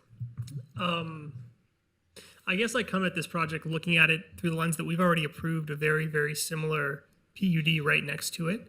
And I have trouble with us changing course as a commission when we approved the Canyons PUD, and the Canyons PUD was used as a model for this this handbook. I think that a lot of the issues that were raised in the prior hearings when we were talking about canyons were are very similar to what was raised here. And as a commission, we concluded that this was an acceptable project, that the findings could get made. And I haven't heard anything unique about this project that is so different from what we've already considered to have me change my perspective and be able to make the findings for this project. I think it's difficult for the development community if we, as a commission, are not looking back to how we ruled previously. That creates some predictability for applicants when they're trying to put projects together. It creates predictability for staff. And I think it's really important that we look to decisions that we've already made. And if we've already decided a very similar project, I think we should likewise decide it very similar here, and I can make all the findings. I'm not going to go in depth on each issue, but I think that we've already looked at issues very similar that are right next to it. That should help us understand how we look at this project. Please, Commissioner Rohrmeyer. Yeah, I appreciate my fellow commissioners' points of view. I definitely see the value of residential in this area. I think it is a transition between the wildland and the urban-suburban interface. I'm interested in using the PUD. For me, I had some trouble making findings between PUD is really about having a blend of non-residential and residential land uses, and to me this is a single-family residential project, and there's an appropriate entitlement and process for that. I think staff did a good job of giving me some confidence in knowing that every 5 years this has to come before City Council for review or an update if the project isn't built or developed. So that gives some certainty as to how this moves forward. The thing that I'm still struggling with a bit is the idea of the ADU as affordability, which I do think has a place in Reno, but not in this place as a tool for affordability. I believe that these are going to be nice homes with big views. That's going to be reaching a target demographic that is not looking to provide affordable housing on their lots. I support this as a land use in terms of residential. I would have liked personally to see this as a part of the Canyons PUD for a more comprehensive approach. And that's my position. Thank you. And I'll jump kind of the backside of Commissioner Velto. I guess when I looked at this and seeing it from a bird's eye view and looking at this here, I understand that we're pushing building up, to pretty much the limits in this neighborhood, and they've been taking a lot of development over the past decade, if not more. But it looks like the end of the line for development because they're going to be jumping up against some sharp cliffs and rocks. I don't know if we'll ever incorporate that area or annex that area. So I hear what you're saying, Commissioner Villanueva, and understand your opinion there, but I'm also kind of seeing the end of the line for that. So maybe that's not the right and only way to look at it, but that's what I'm seeing. Chair, may I respond to you and Please, Commissioner, since we're in discussion? Of course you can. So I know Commissioner Velto mentioned that we did approve the Canyons PUD and the one right next to it. And I actually did support the Canyons mainly because it was a way to protect a lot of that open space with, have that private space, private owned land, protect that open space. But the topography there is slightly different. It's in a very similar area, but it's very different where the housing is placed in the Canyonlands area versus where it's going to be placed in this project. So those somewhat similar, they're not identical. There is some distinction there. It is different. And the topography is different. It would be nice to have a GIS so I can actually see kind of those where the hills are, where the drainage ditches are. I don't have that here, but I do think that there is a difference here. Just because they're adjacent to one another doesn't necessarily mean that they're entitled to the same approvals when there are differences between the two applications. Thank you. Mr. Chair, could I respond now? I'm fine with that. Go ahead, John. I appreciate Commissioner Villanueva's comment, and I just wanted to share with you that I know this map is not telling the whole story, but in terms of topographic analysis, this is identical to what we did on canyons. 0 to 15%, you get full density, 15 to 20, and so on. So it so happens that the ordinance is math driven, and this is exactly what went on with the canyons. Here you get 17 acres of usable. So I don't know if that helps you, but I've dealt with that ordinance many times in the city of Reno, and we get 78% open space as a result of the aggressive constraints of the ordinance on this topography. But I promise you that it's identical, same analysis to the canyons. Less a major drainage way. There's a more significant drainage way that goes through that, but that's been well addressed and taken care of. Thank you. Thank you, John. Appreciate your time. Sure. Any more? Commissioner Velto, please. Yeah, Commissioner Romero, I shared your concerns with the ADU issue being an affordable housing concept, and I think it almost is as though it shouldn't have been included. PD, they wouldn't have jumped all over it, but hearing that city staff would possibly look at CCNRs and there might be the potential for those to be used as rentals gives me hope that in the future other portions of the city may create some momentum. So that's why I think I'm willing to entertain this as potentially being towards affordable housing, because I don't necessarily know if we can force people to build affordable housing, but I totally share your concerns about that and largely agree with everything you said. Commissioner Becerra, please. Sure. Thanks, Chair. I share similar sentiments as my fellow commissioners to the right, my right.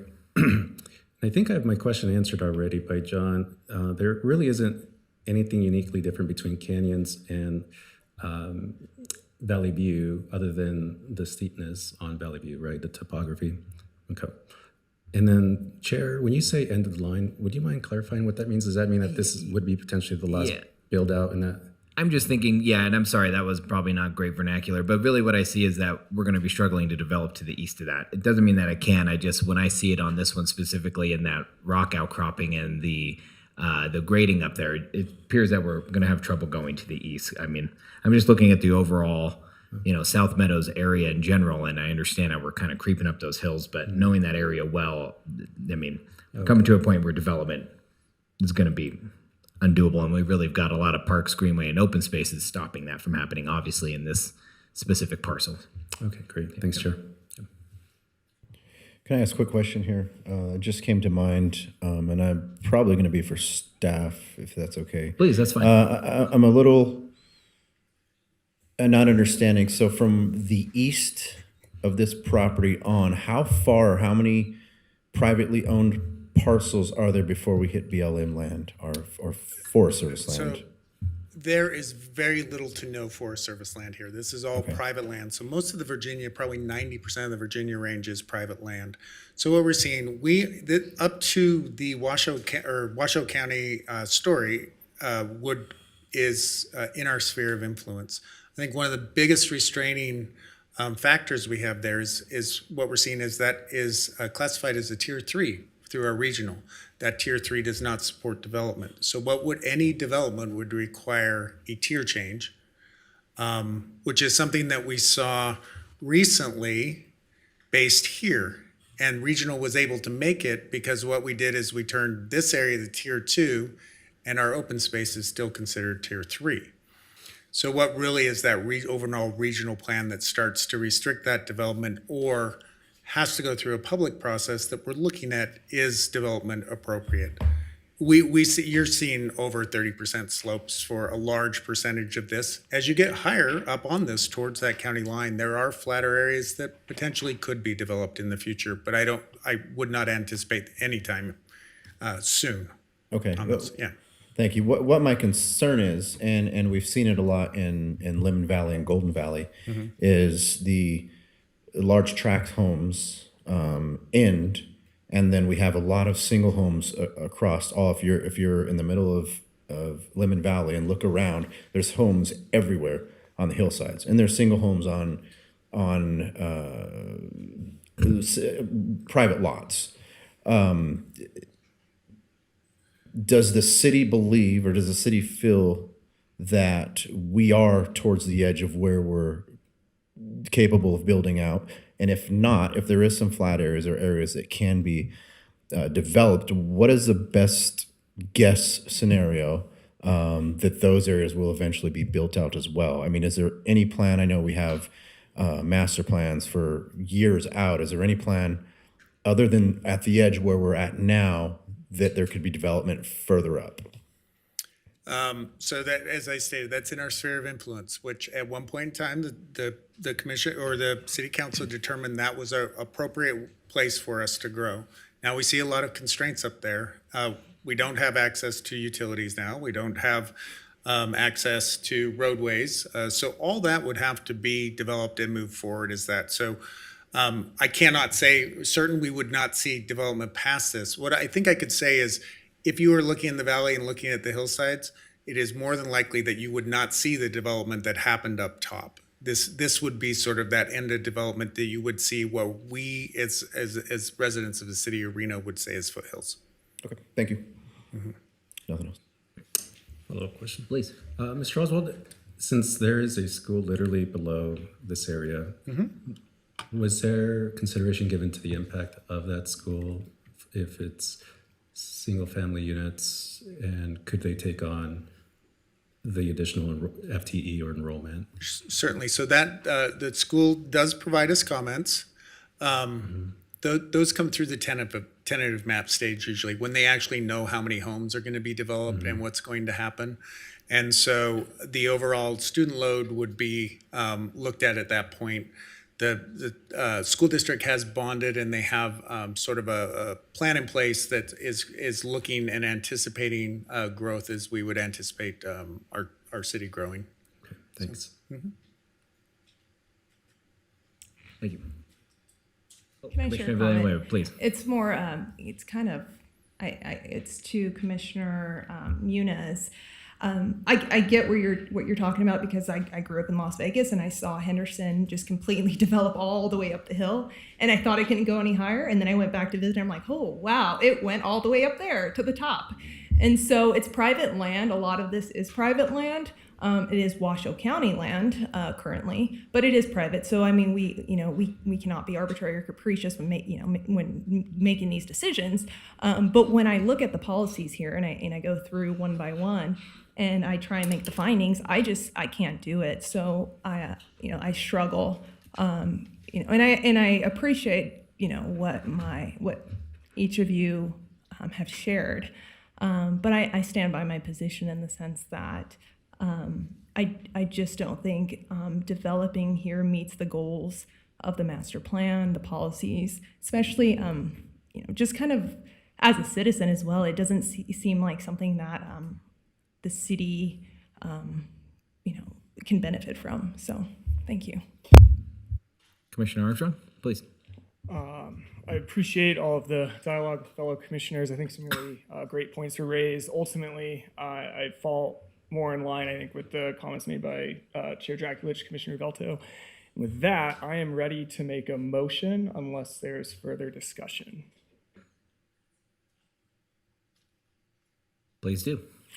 Okay, in the case of LDC 23-00021, Valley View Estates MPA-ZMA, based upon compliance with the applicable findings, I move to adopt the amendment to the master plan by resolution and recommend that City Council adopt the master plan and zoning map amendments, subject to conformance review by the Truckee Meadows Regional Planning Commission, and I can make all the findings. We have a motion. Commissioner Veltwell, second. We have a motion and a second. Any discussion? Seeing no discussion, Michelle, can we get a roll call vote, please? Velto, Yes. Munoz,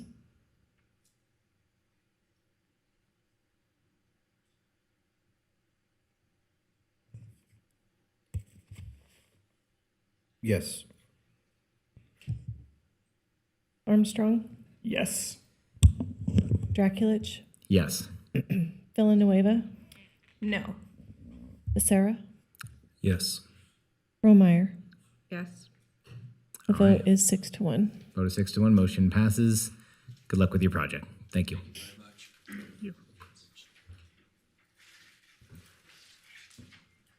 All right, thank you all for the robust conversation. We are closing item 5 and now moving to item 6, Planning Commission Training Series, American Planning Association, APA, video presentation and discussion on legal decision making.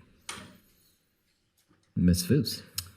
All right, so we have about a 30-minute video, and then we will have a quiz at the end, so make sure you pay attention. Do we need a short bathroom break for anybody other than Commissioner Velto? Yes, please. Okay, we will take a 5-minute break. Thank you.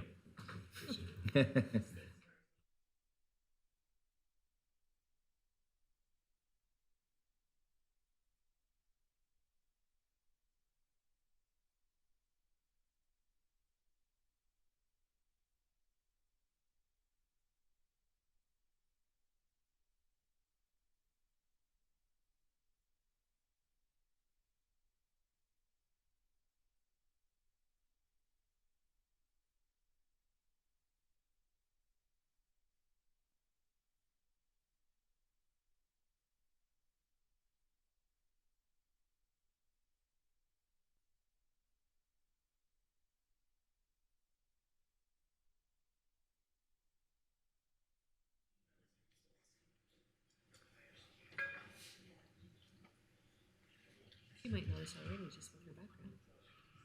Yeah, sure. Good coach? All right. Yeah, I think she knows.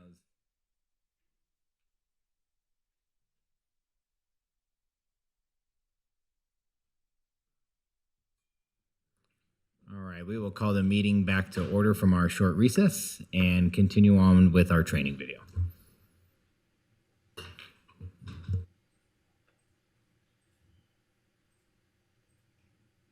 Well, thank you.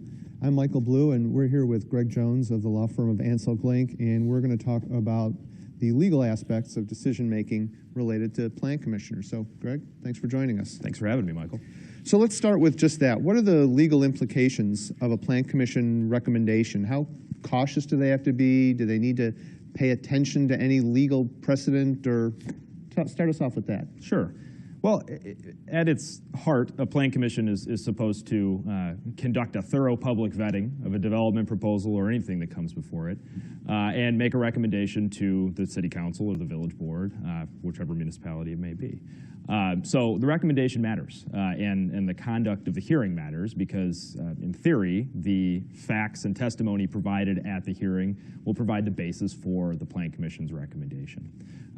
Plan commission needs to allow as many people or interested parties to speak at the public hearing as possible, because you want to make sure you have a well-rounded, full body of evidence to make a recommendation on. And village boards and city councils tend to pay attention to plan commissioners. The mayor appoints a plan commissioner, and they're typically confirmed by the city council, so they've placed trust in them. There's an expectation that they will go ahead and do their job thoroughly and diligently.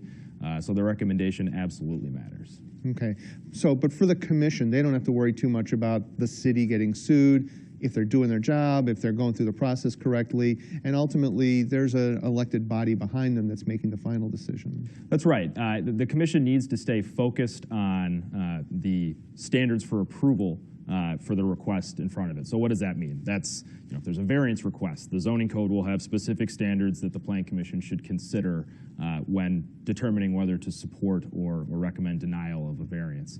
There's different standards for a special use. Planned unit developments typically have much longer standards because it's a more involved process.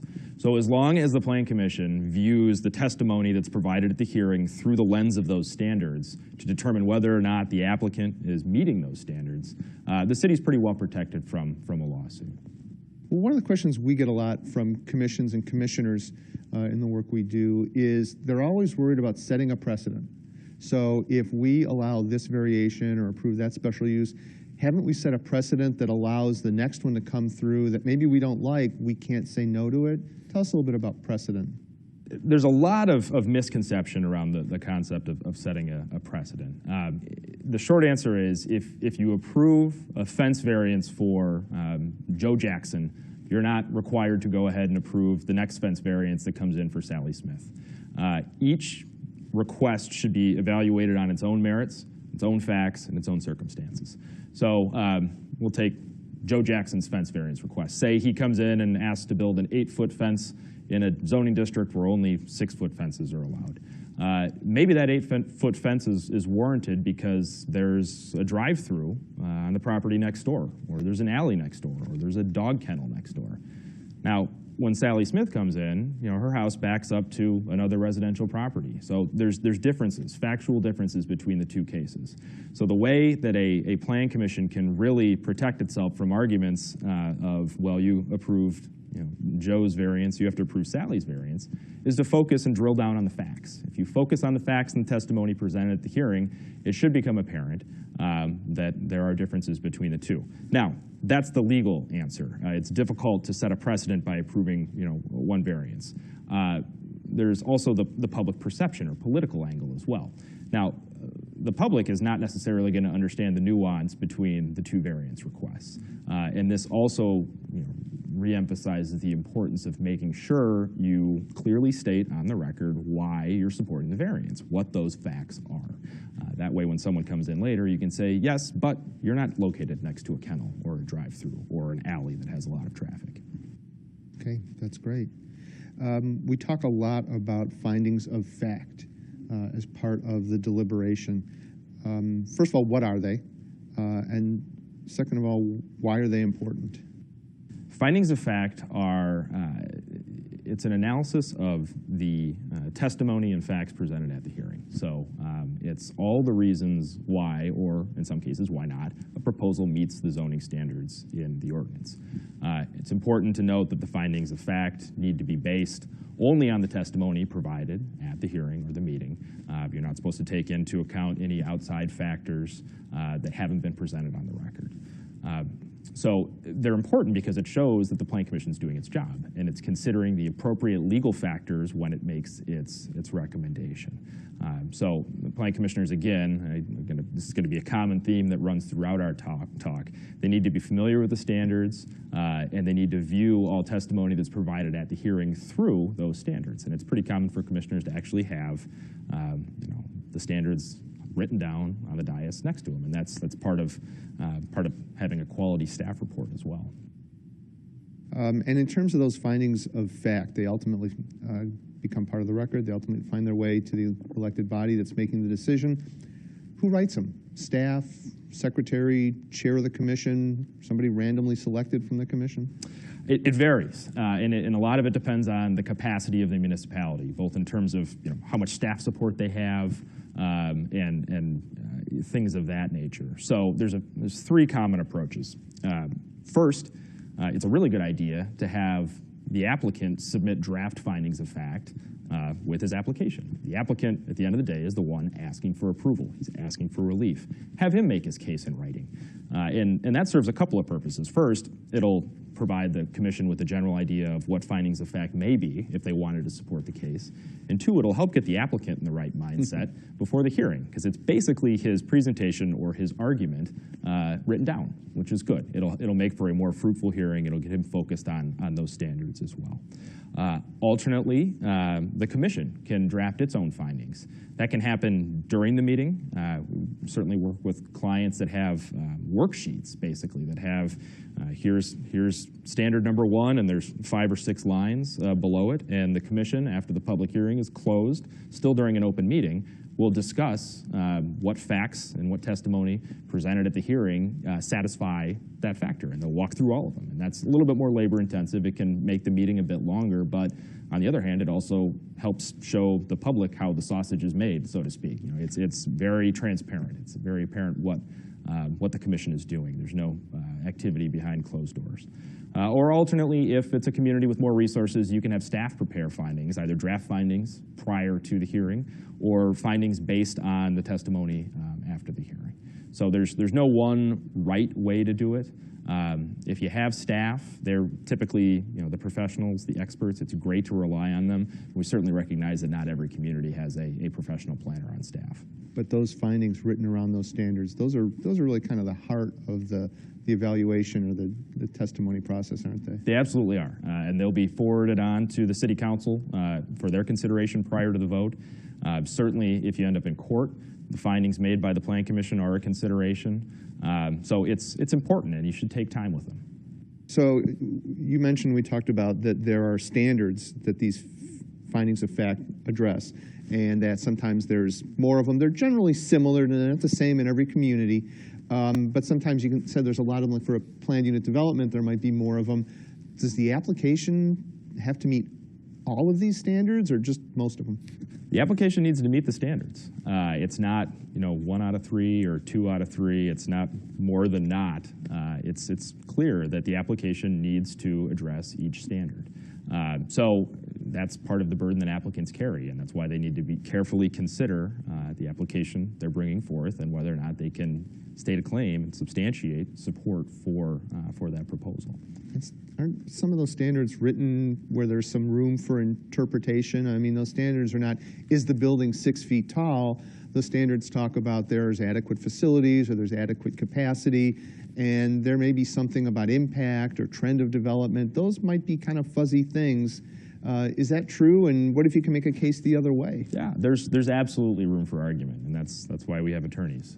But they're not yes or no answers in many cases. It's a lot of analysis based on the facts and circumstances related to the property, which is what this is supposed to be about. It's a hearing about what's going on the property.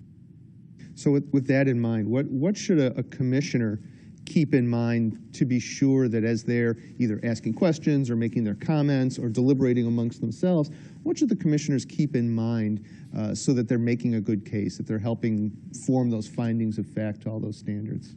Well, first, and this is probably one of the more difficult things for commissioners to do, is you need to be able to discern between relevant testimony and facts and what we'll call all the other noise. Some of it's obvious. Personal attacks obviously have no place at a public hearing. But there are a lot of other things that fall into a gray area where the commission, especially if it's not a particularly experienced one, may place a false emphasis on it. So an example of this.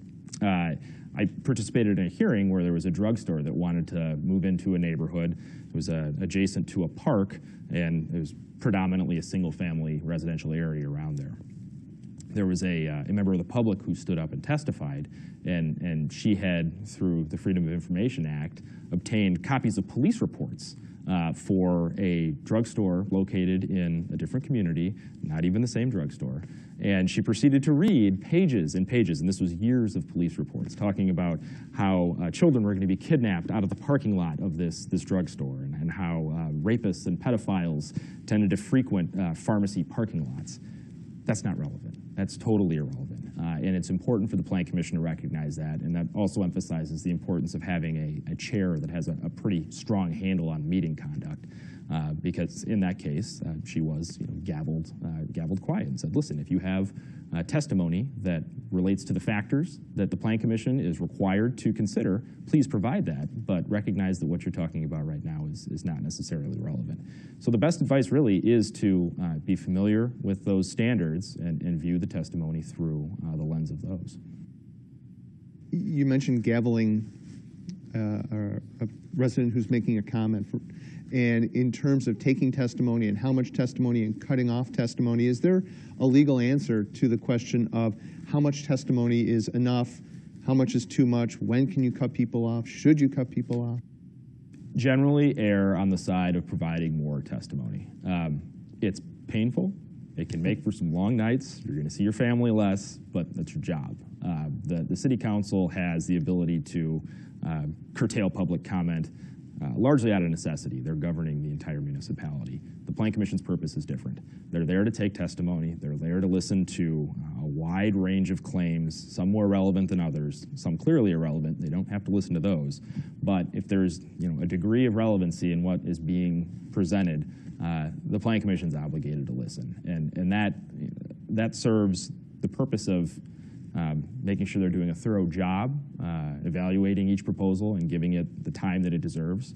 And it also protects the community, the city, from lawsuits in the future, that someone's due process rights were cut off. Folks have a right to be heard. That's why we have public notice requirements. That's why we have open meetings. And that's kind of the bedrock principle of democratic government. Okay, that's great. So that's just part of the process. Yes. In terms of the operations of a commission or a plan commission, I know a lot of them have got their own bylaws, their own set of rules and procedures. Is that a requirement? Do they have to have those? And if they don't, is it a good idea to have them? It's a good idea to have them, and laws can vary, do vary, I should say, from state to state.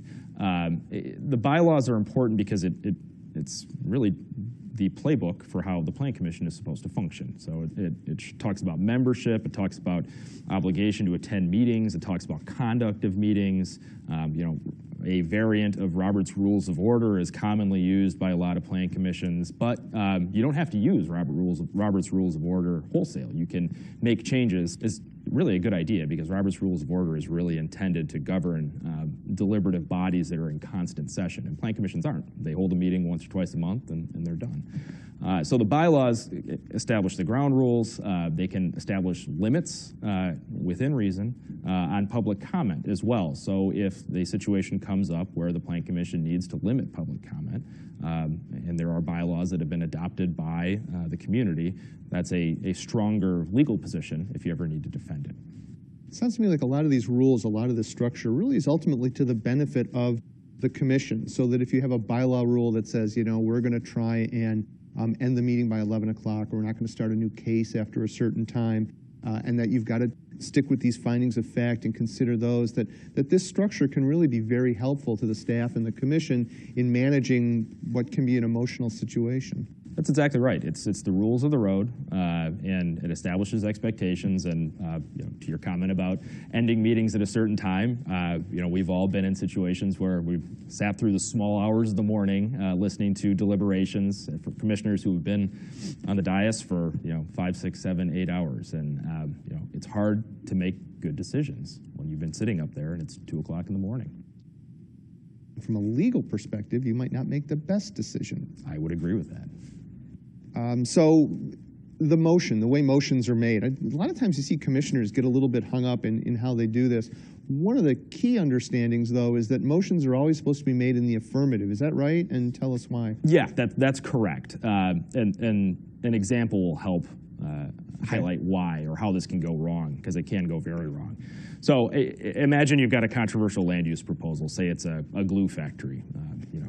It's loud, it's noisy, it smells, and they want to locate next to a park in the middle of a residential neighborhood. So basically the least consistent land use you can imagine, with children playing in the property next door in the backyard. And at some point during the hearing, it becomes very apparent that everyone in the audience is opposed to this other than the applicant. And one of the commissioners is just fed up, and he's in a moment of passion says, you know what, I'm going to make a motion that we deny this proposal. So, and the motion's seconded. So the motion on the floor is now a motion to deny. So it's in the negative. So the roll is called, and everyone starts voting. Those voting yes on that motion are voting to kill the proposal. Those voting no on that motion are voting to support it. Now, take a step back. Think about a referendum question, or anytime you step into the ballot box. It says, Michael, do you support a tax increase to pay for constructing a new village hall? Your yes vote means yes. In the circumstance of this Plan Commission that just stated a negative motion, your yes vote would mean no. So that's confusing, and it also confuses the folks in the audience who are sitting there watching an entire dais of people vote yes to kill a project. And this goes on. It's not just an immediate concern, because the meeting minutes, from a legal perspective, when something goes wrong and there is a lawsuit later, the minutes are very important. It's frequently the only copy of the record, what happened at the hearing. And the minutes can be very confusing when it says motion to deny, and it says who voted yes, and you've got yeses, and you've got noes. We've seen circumstances, too, where you've had a negative motion stated, and a commissioner has realized after the fact, either at that meeting or a subsequent meeting, saying, hey, I meant to vote the other way. So then you've got another procedural hurdle, and it not only confuses the Plan Commission, it makes the community look bad and disorganized in certain respects. You want to come across as looking professional. So all of this is easily dispatched by just stating motions in the positive. So even if you hate the glue factory, you make a motion to approve the glue factory and let everybody vote no. All said.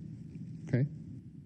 That glue factory, now let's take something that could get approved, may have some conditions placed on it as part of the approval. And what we see is that sometimes conditions are things that get talked about. So one of the commissioners might say, we need better landscaping over there. But that's not part of the motion. It's not part of the approval. It might be in the minutes. But ultimately, that notion of, hey, we need more landscaping, that's not really binding. It's only binding if it's done how?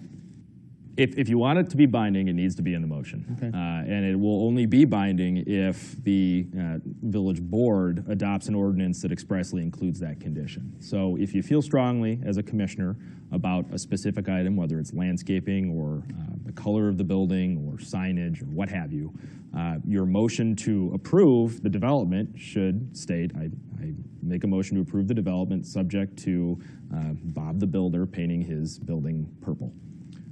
Otherwise, it's not legally enforceable. Otherwise, the public who attended the meeting and heard the commissioner speak about the purple building will likely think that the building's supposed to be purple and will probably end up calling Village Hall when it ends up being painted yellow. I think a lot of planners have been in a situation where a meeting had to be changed or rescheduled or a case removed because public notice was not properly made. So there are these legal terms that we hear a lot. We hear about public notice and open meetings, and they seem to just be very controlling in what goes on. Can you explain those concepts a little and why it really is important to pay attention to those? Sure. This is the public process is quite possibly the most important component of the entire zoning review. Government's credibility is largely reliant on how responsive and accountable it is to the public. And the zoning process in Illinois and elsewhere requires open public hearings to be conducted for zoning proposals. This provides the public an opportunity to come out and express either their support or dissatisfaction with the proposal, and it allows a full record to be built. Without a public process, you get a lot of palace intrigue, frankly. Like there was a meeting behind closed doors, smoke-filled or not, and these decisions were made, and I didn't have an opportunity to speak, and that really contradicts what the basic principles of responsible government are. So in order to build credibility in government, in order to lend credibility to the decision that will ultimately be made by the city council, you need to have a big tent process where everyone's invited in and folks can come out and share their views about it. So I want to turn a little bit to the legal elements of being a commissioner, things that the commissioners have to know. What kind of ethics rules are there that are binding on commissioners? Well, the ethics rules, that's a good question. And the ethics rules vary from state to state, but there's some certain common elements that run throughout them. For example, Illinois has what's commonly known as the Gift Ban Act. And it, as the name implies, prohibits commissioners from accepting gifts from prohibited sources. Now, I'm not going to sit here and lecture you on the specifics of the law and all of the elements because we don't have time and you don't have patience. But a lot of this is common sense. So an example, if you're a commissioner and someone who is before the commission, whether it's a developer or your neighbor who wants to get a variance to reduce his side yard setback, offers to buy you a new car or something expensive or anything really significant, and that seems out of the ordinary, you should probably think about it. So there's a couple important things to know here. Acknowledge that there are laws that govern conduct for plan commissioners. The typical plan commissioner is not going to spend time digging through statute books to understand what each of those laws are, but just know they're out there and exercise some common sense. B, as a commissioner, you're not an island unto yourself. You have a support network. Typically, there's staff. Typically, there's an attorney. If you find yourself in a situation where you don't feel comfortable or something doesn't smell right, talk to staff. Talk to the attorney, and they'll provide you with counsel through it. It can be a little bit awkward in the moment when somebody offers you something and you say, hey, you know what, I really appreciate it, but I don't know if this is appropriate. I'm going to talk with staff. Let me get back to you. That's typically all it takes, and it can keep you out of trouble, and it can keep the community out of trouble too. Because what you really want to avoid is the specter of impropriety, because that can taint both the proceedings that are before the Plan Commission, whether it's a specific development proposal, and it can also implicate just the credibility of government in general. There's a lot of folks out there who think that government's on the take, and that's not the case in the vast majority of circumstances. But proceeding cautiously, understanding that there are laws that implicate your conduct, and realizing that you have resources that you can rely on will get you a long way. Kind of related to that is the notion of a conflict of interest.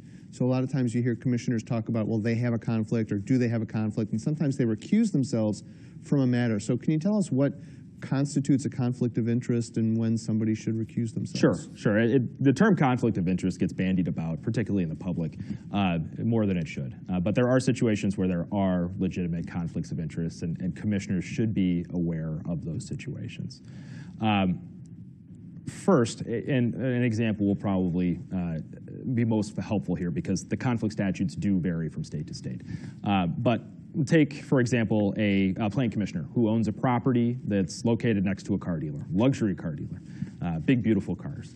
And the car dealer approaches the plan commissioner and says, hey, we're thinking about expanding our dealership. We're going to sell even more cars. This is great for the town, increased tax revenue. Everybody's going to be happy. We think you're going to love our beautiful dealership. There's glass windows and everything else. The commissioner says, yeah, that sounds great. So they enter into a purchase and sale agreement that's contingent on getting zoning approval. The developer then comes before the plan commission and asks for his rezoning in order to build his new dealership. The plan commissioner is sitting up on the dais. Does he have a conflict? It's a pretty obvious example. That absolutely is a conflict of interest. He has a contractual interest in the property that is part of the development proposal. So it's not okay for him to cast a vote on that. That undermines his ability to think in the public interest and keep the public interest and those zoning factors in mind. Because no matter how hard he tries, he's going to have that dollar value stuck in the back of his head that he wants to get for selling the property. That's a clear conflict of interest. Those situations, if they do come up, 9 times out of 10, probably more than 9 times out of 10, that commissioner is going to recuse himself. Those are pretty obvious. There are other situations which fall into more of a gray area. So same example, but say there's no zoning contingency involved in the contract. Say the luxury dealer just buys the property outright and then comes back for approval a year or 18 months later, and that proposal comes before the plan commission, and that commissioner, who 18 months ago sold the property to the car dealer, sitting up there. There's an open question as to whether or not it's okay for him to vote on it. In a lot of states, it's okay. There's not a contractual interest, so there's not a clear conflict of interest. That's the legal answer and the legal analysis based on the statute. But as a commissioner, you also have to keep in mind the optics and the appearance of impropriety. How would it look if a resident or the paper found out that that commissioner sold the property and then during the meeting was a vocal advocate for the development and it ultimately went through and got approved? So there's a public perception component of it too. And just because there's not a legal conflict of interest, it's a good idea for commissioners to keep the public perception in mind. And if you think there's an issue, you can always recuse yourself. There's absolutely nothing wrong with that. What about, there are times where people might think there's a conflict of interest, but there really isn't. So if the church you're part of is coming for a special use before you, or your country club comes before the commission, or if there's a rezoning for an entire zoning district in the downtown and you happen to own a property in the downtown, you're connected to it, but are those necessarily a conflict of interest? Not necessarily. You really have to take a closer look. And this is where the public and sometimes the media that's reporting on it can get it wrong. You end up with sensationalized headlines of commissioner on the take, he's voting for his own self-interest. You really need to look at the specific facts and circumstances. Like an example that comes up frequently. Say Apple. Everybody loves Apple. An Apple store is coming to town, and Michael, you're a commissioner and you own Apple stock. And you know what? You voted to support that Apple store. That's not necessarily a conflict. Now, if you own 10% of Apple's stock, that probably would be a conflict because that's Okay. I'm sorry to hear that. That would be pretty close to a controlling interest. But most people don't own 10% of Apple's stock. They own some shares and they have it, set aside for retirement or what have you. So the facts are important and the analysis is important. And, it never hurts too in these situations to state on the record, listen, I'm a parishioner of this church. But I'm not involved in the business management or affairs of this church, and I feel comfortable voting on it. And you might catch some flack from some people in the public, but a lot of them are going to appreciate that you've been upfront and you've explained your relationship and explained that there's no more palace intrigue going on here. And I'll go back to the advice you gave with the last question we had about ethics, is if there's a question about a conflict of interest, contact your staff, contact your corporation counsel. Always, always. And that's another really good point. I know a lot of communities don't have corporation counsel at the meetings, but they certainly can help, and this is one of the situations they can. There are legal issues that will come up that will inevitably be outside of the chairman or the commission's comfort zone, and having legal counsel there can really help you navigate those waters in the most sensitive of situation, a meeting that's televised or in front of a bunch of your neighbors and friends. So one more thing about the commissioners that's got to be important because I think it's Latin. This idea of ex parte communication or talking to people outside of the meeting. Why is that an issue and what should be avoided there? The whole purpose of the Plan Commission and the public meeting process is to have these deliberations in the public. There's nothing to hide here. Everything's up front. The decision, the recommendation that the Plan Commission makes is based only on the testimony and evidence presented at the hearing. So there's no hide the ball. Everything that you need to see is in front of you. Ex parte communications are when an applicant or an interested party lobbies a Plan Commissioner or city councilman behind the scenes. So they invite you out for dinner. They show up at your door and say, "Hey, I bought you a cup of coffee. Let's sit down and talk." Now, this is going to happen. You're a public official. A lot of these meetings are televised on TV in some communities. People are going to understand that you're serving your community, and that's a great thing. But as a result of them being aware of your service, they're going to go to you if they think there's an issue that you can help with. You're not going to go run and hide in the bushes. Or if you see Joe, your neighbor, coming down the street, you don't run across the street to avoid him. It's not realistic. But the best advice is you want to keep all of these discussions in the public. So if someone comes up to you and says, "Hey, I really want to talk to you about this development proposal," you say, "Thanks, I really appreciate it, but as a Plan Commissioner, we're supposed to hold these hearings. Please come to the hearing. We'd love to hear what you have to say. That's the best way to make a difference, and your input really matters." If you can't make it, send a letter perhaps or an email Absolutely. to staff. Yeah, absolutely. And staff you bring up another good point with staff. Come to the meeting, or you can also direct folks to staff. Say, "Hey, if you have input about the proposal, staff's really managing this. They're doing the whole, the public input prior to the meeting. So, call, Sally the planner, or send an email to this email address and give them your thoughts. Those thoughts will be shared with the commission. Those thoughts will be shared with the city council. Your voice will be heard. It just provides structure around the communication process, and it also provides a barrier protecting the commission from, allegations that there's something nefarious going on. Goes back to what you said before about the optics. It doesn't look like there's something going on.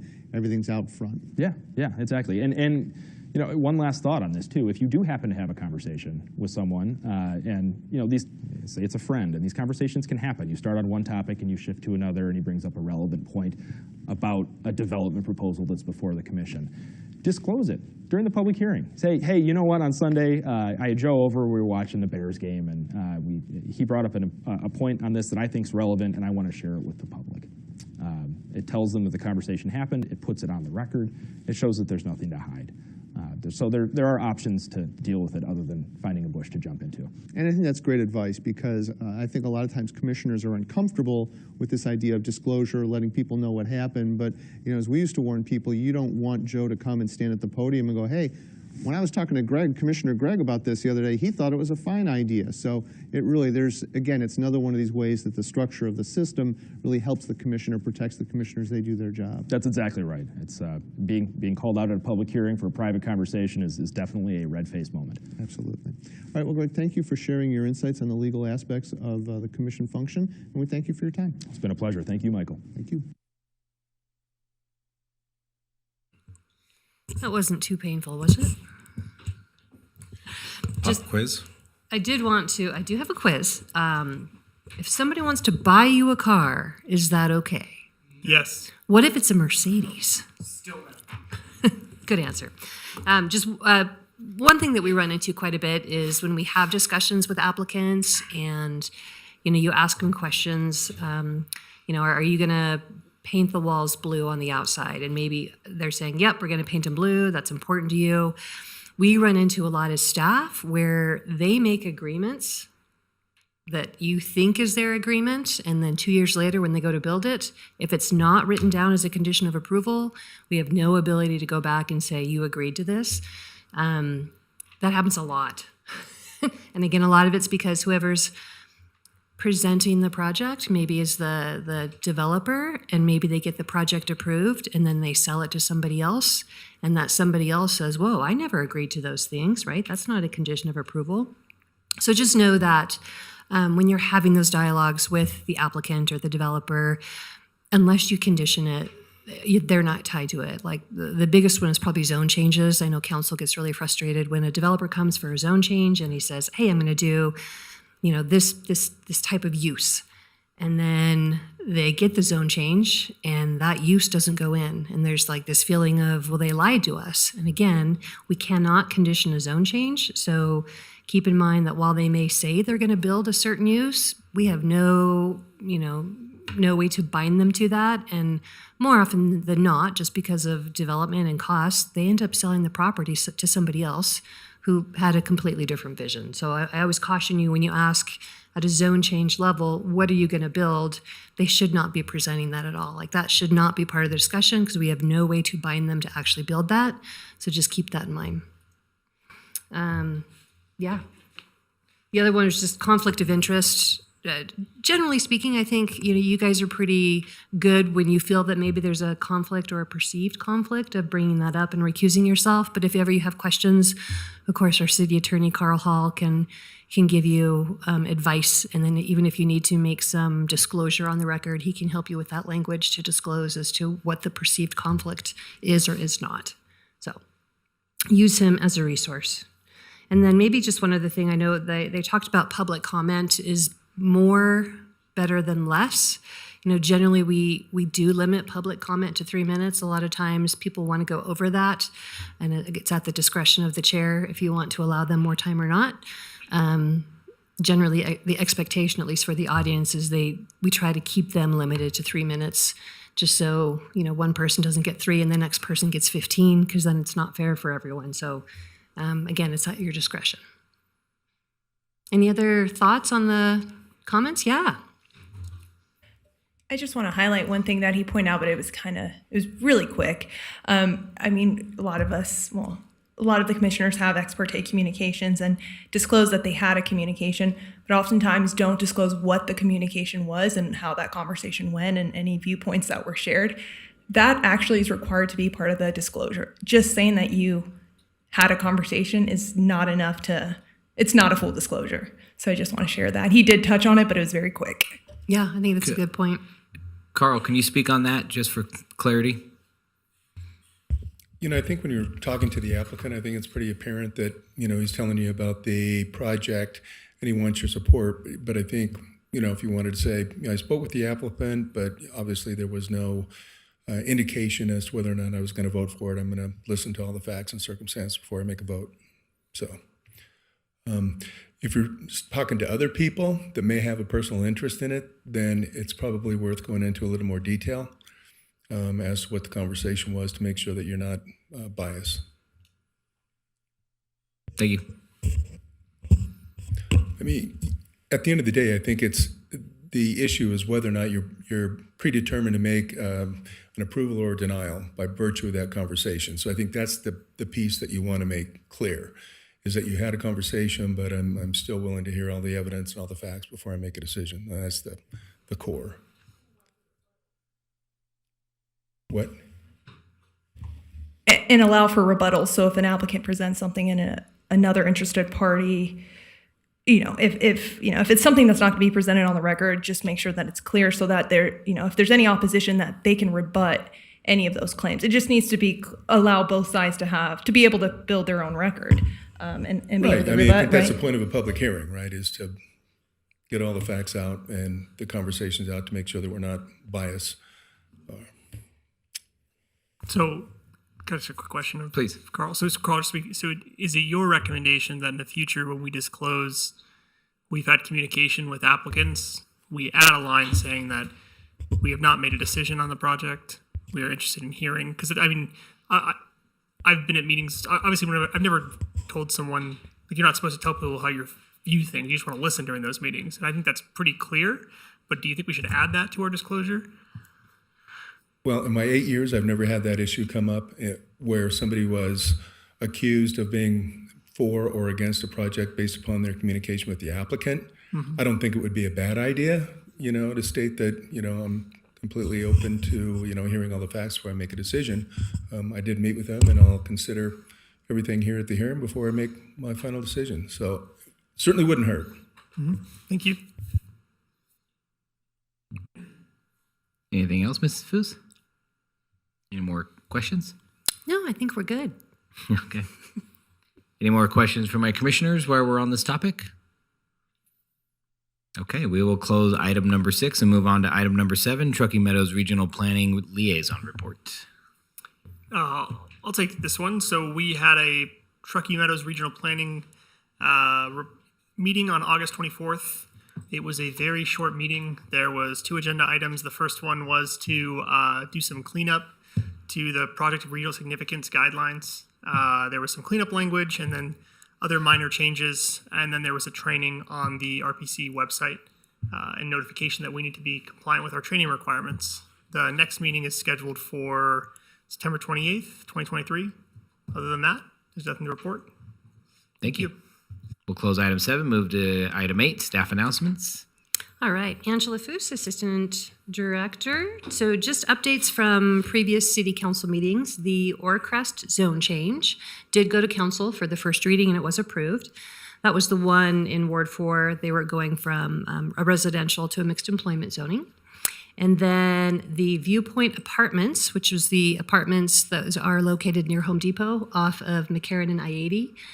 That project, one of the conditions of approval has been appealed. So that will be heard in front of City Council next Wednesday.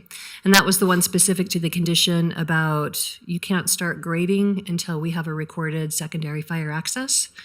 They've appealed that condition. And that is it. Thank you. Closing item 8, moving on to item 9, Commissioner suggestions for future agenda items. Commissioner Villanueva.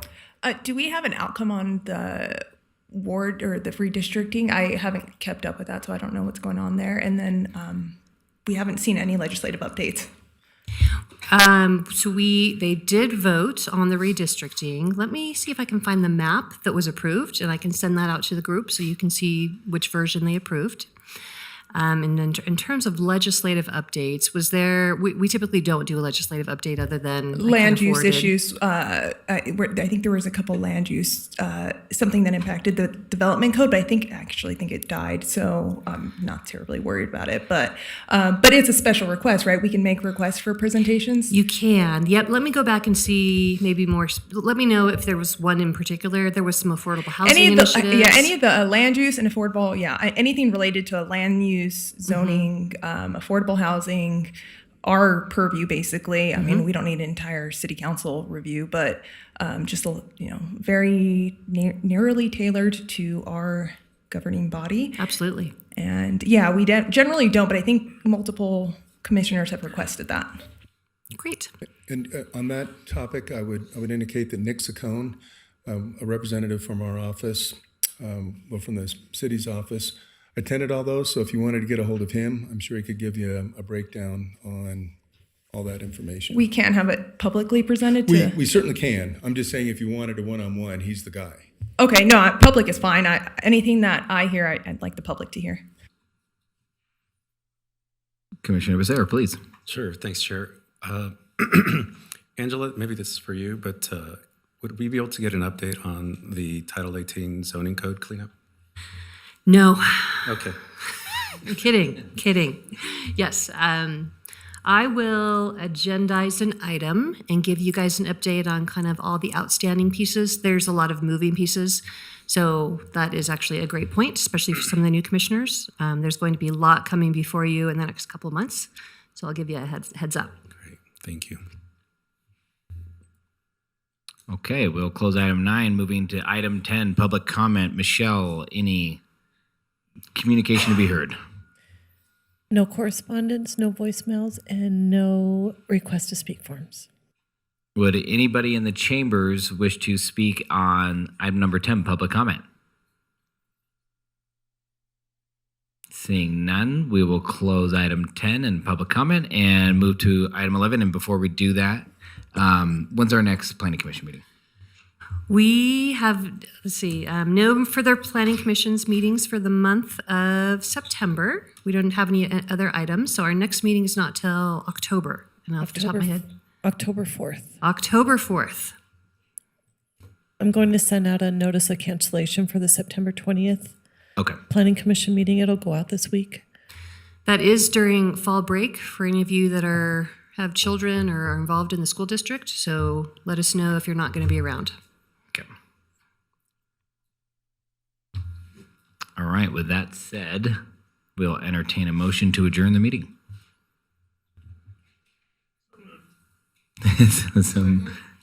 All in favor of adjourning the meeting? Aye. Great. Have a good evening.